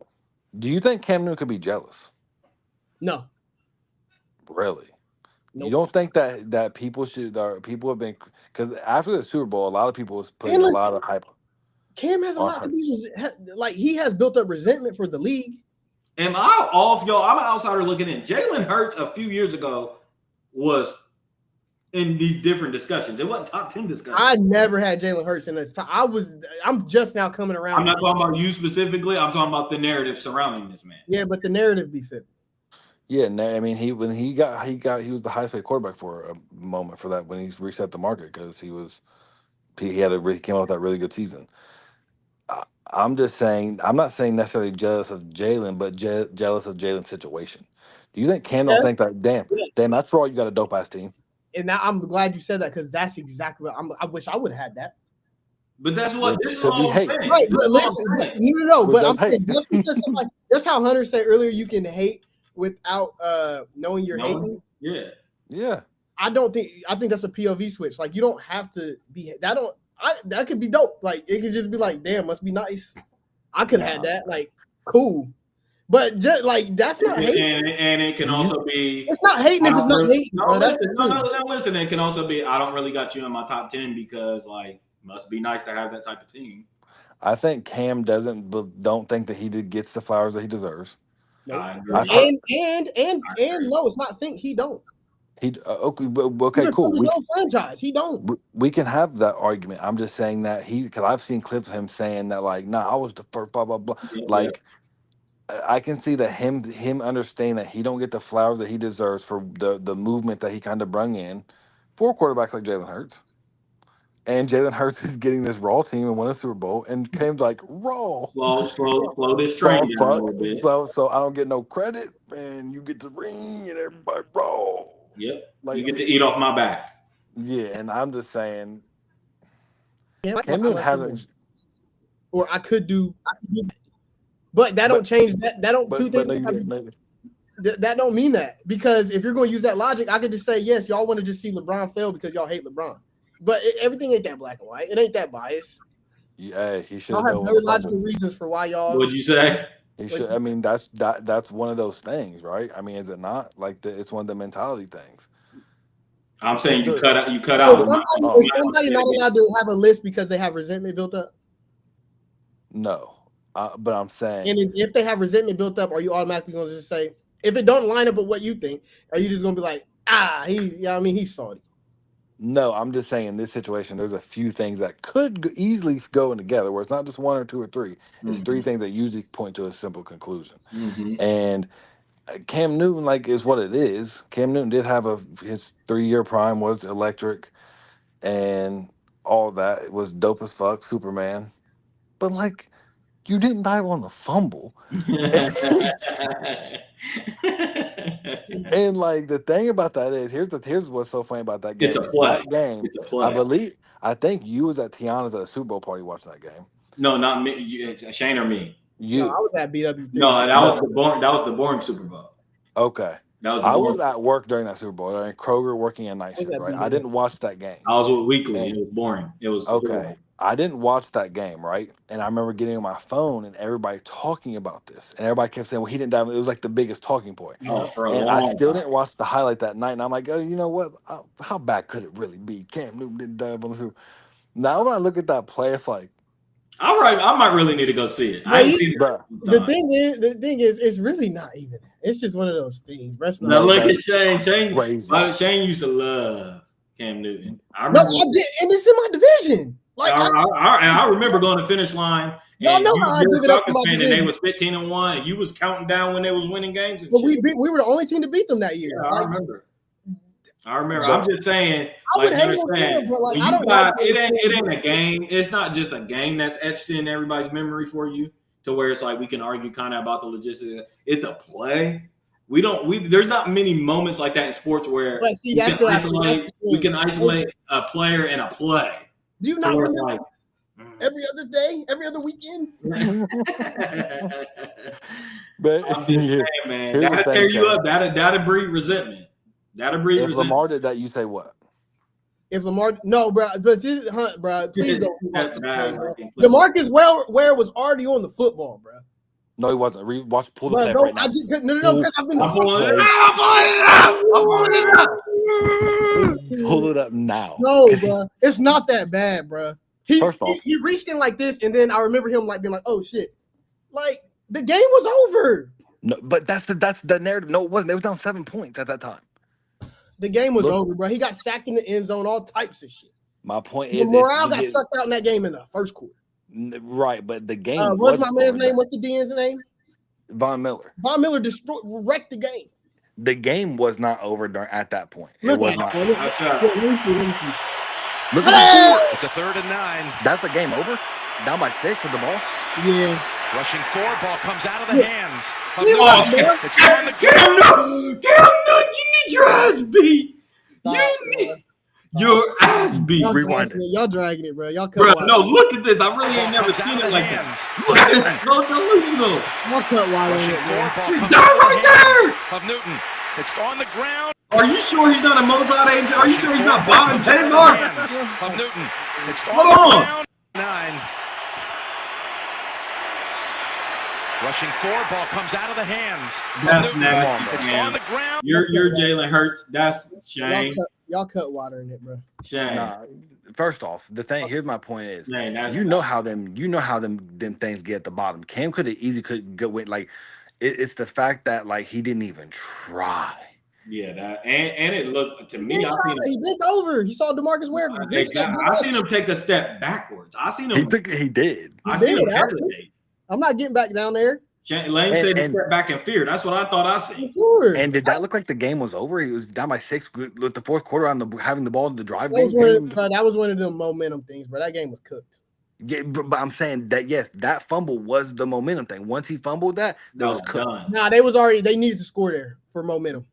And then that sucked the life out of it. It was fourth quarter down by 6. He could have the legendary. I heard the crowd on their feet. I heard a 3rd and 9 crowd. That could have been a 17-16. Okay, now pull up some Cam highlights from that year. Look, look at you.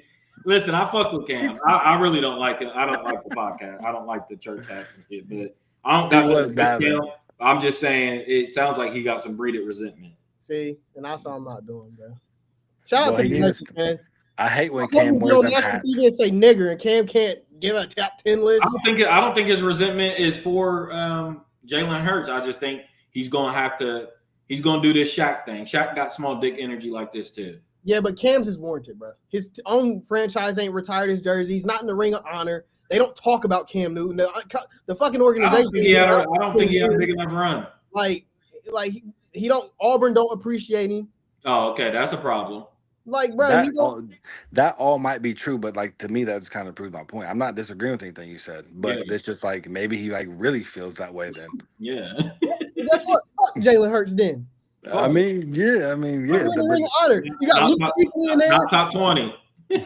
But come out there and say, if Cam Newton would have came out and said like, hey, if we keeping shit a buck, if I had that team, would have been a wrap for 3 Yeah, years. right. You would have shit on them so Now, crazy. I wish more You players would've would shit be. so crazy. I wish more players would just I'm not directly gonna do like that. that. I'm Yeah, not you're gonna right. do You know, that. I would have said dive on the You would've football. shit on him That's what I so would say. crazy. You know how I know? And that's probably why he can't say he don't dare say shit what he He really wouldn't dare say shit like that because he's not allowed to, Brandon. It's the fucking truth. Sure ain't. Yeah, because he already knows it's going to And he got reignite that what he say? shit. I'm back. Man, Well, he I shouldn't have did guess that. my guys is ready for football. What'd you say? 6 weeks? 6 weeks. 6 man. weeks from today, 6 weeks. actually. Jalen Hurts, you heard these clowns on here. It's time to go prove it. I don't think y'all can go. He'll get injured this year or We something. got Jalen Hurts has a regression this year. We got to close on this. Yeah. Jalen Hurts, if I'm you, I'm going. If you Kobe, and I know you tried Mamba mentality, this and agents and all this shit. If you Put Kobe, the you Super go. Bowl on, nigga. Put the Go ring back. on. You go back to back. You go back to back. Put your That Super Bowl ring on. That was your last ring. All right. We out of here, man. Everybody, thanks for tuning in. I'll be back on Saturday and shit. But thanks y'all for joining and shit. Niggas got eaten here. I'm sorry. But yep, I'm out. Peace.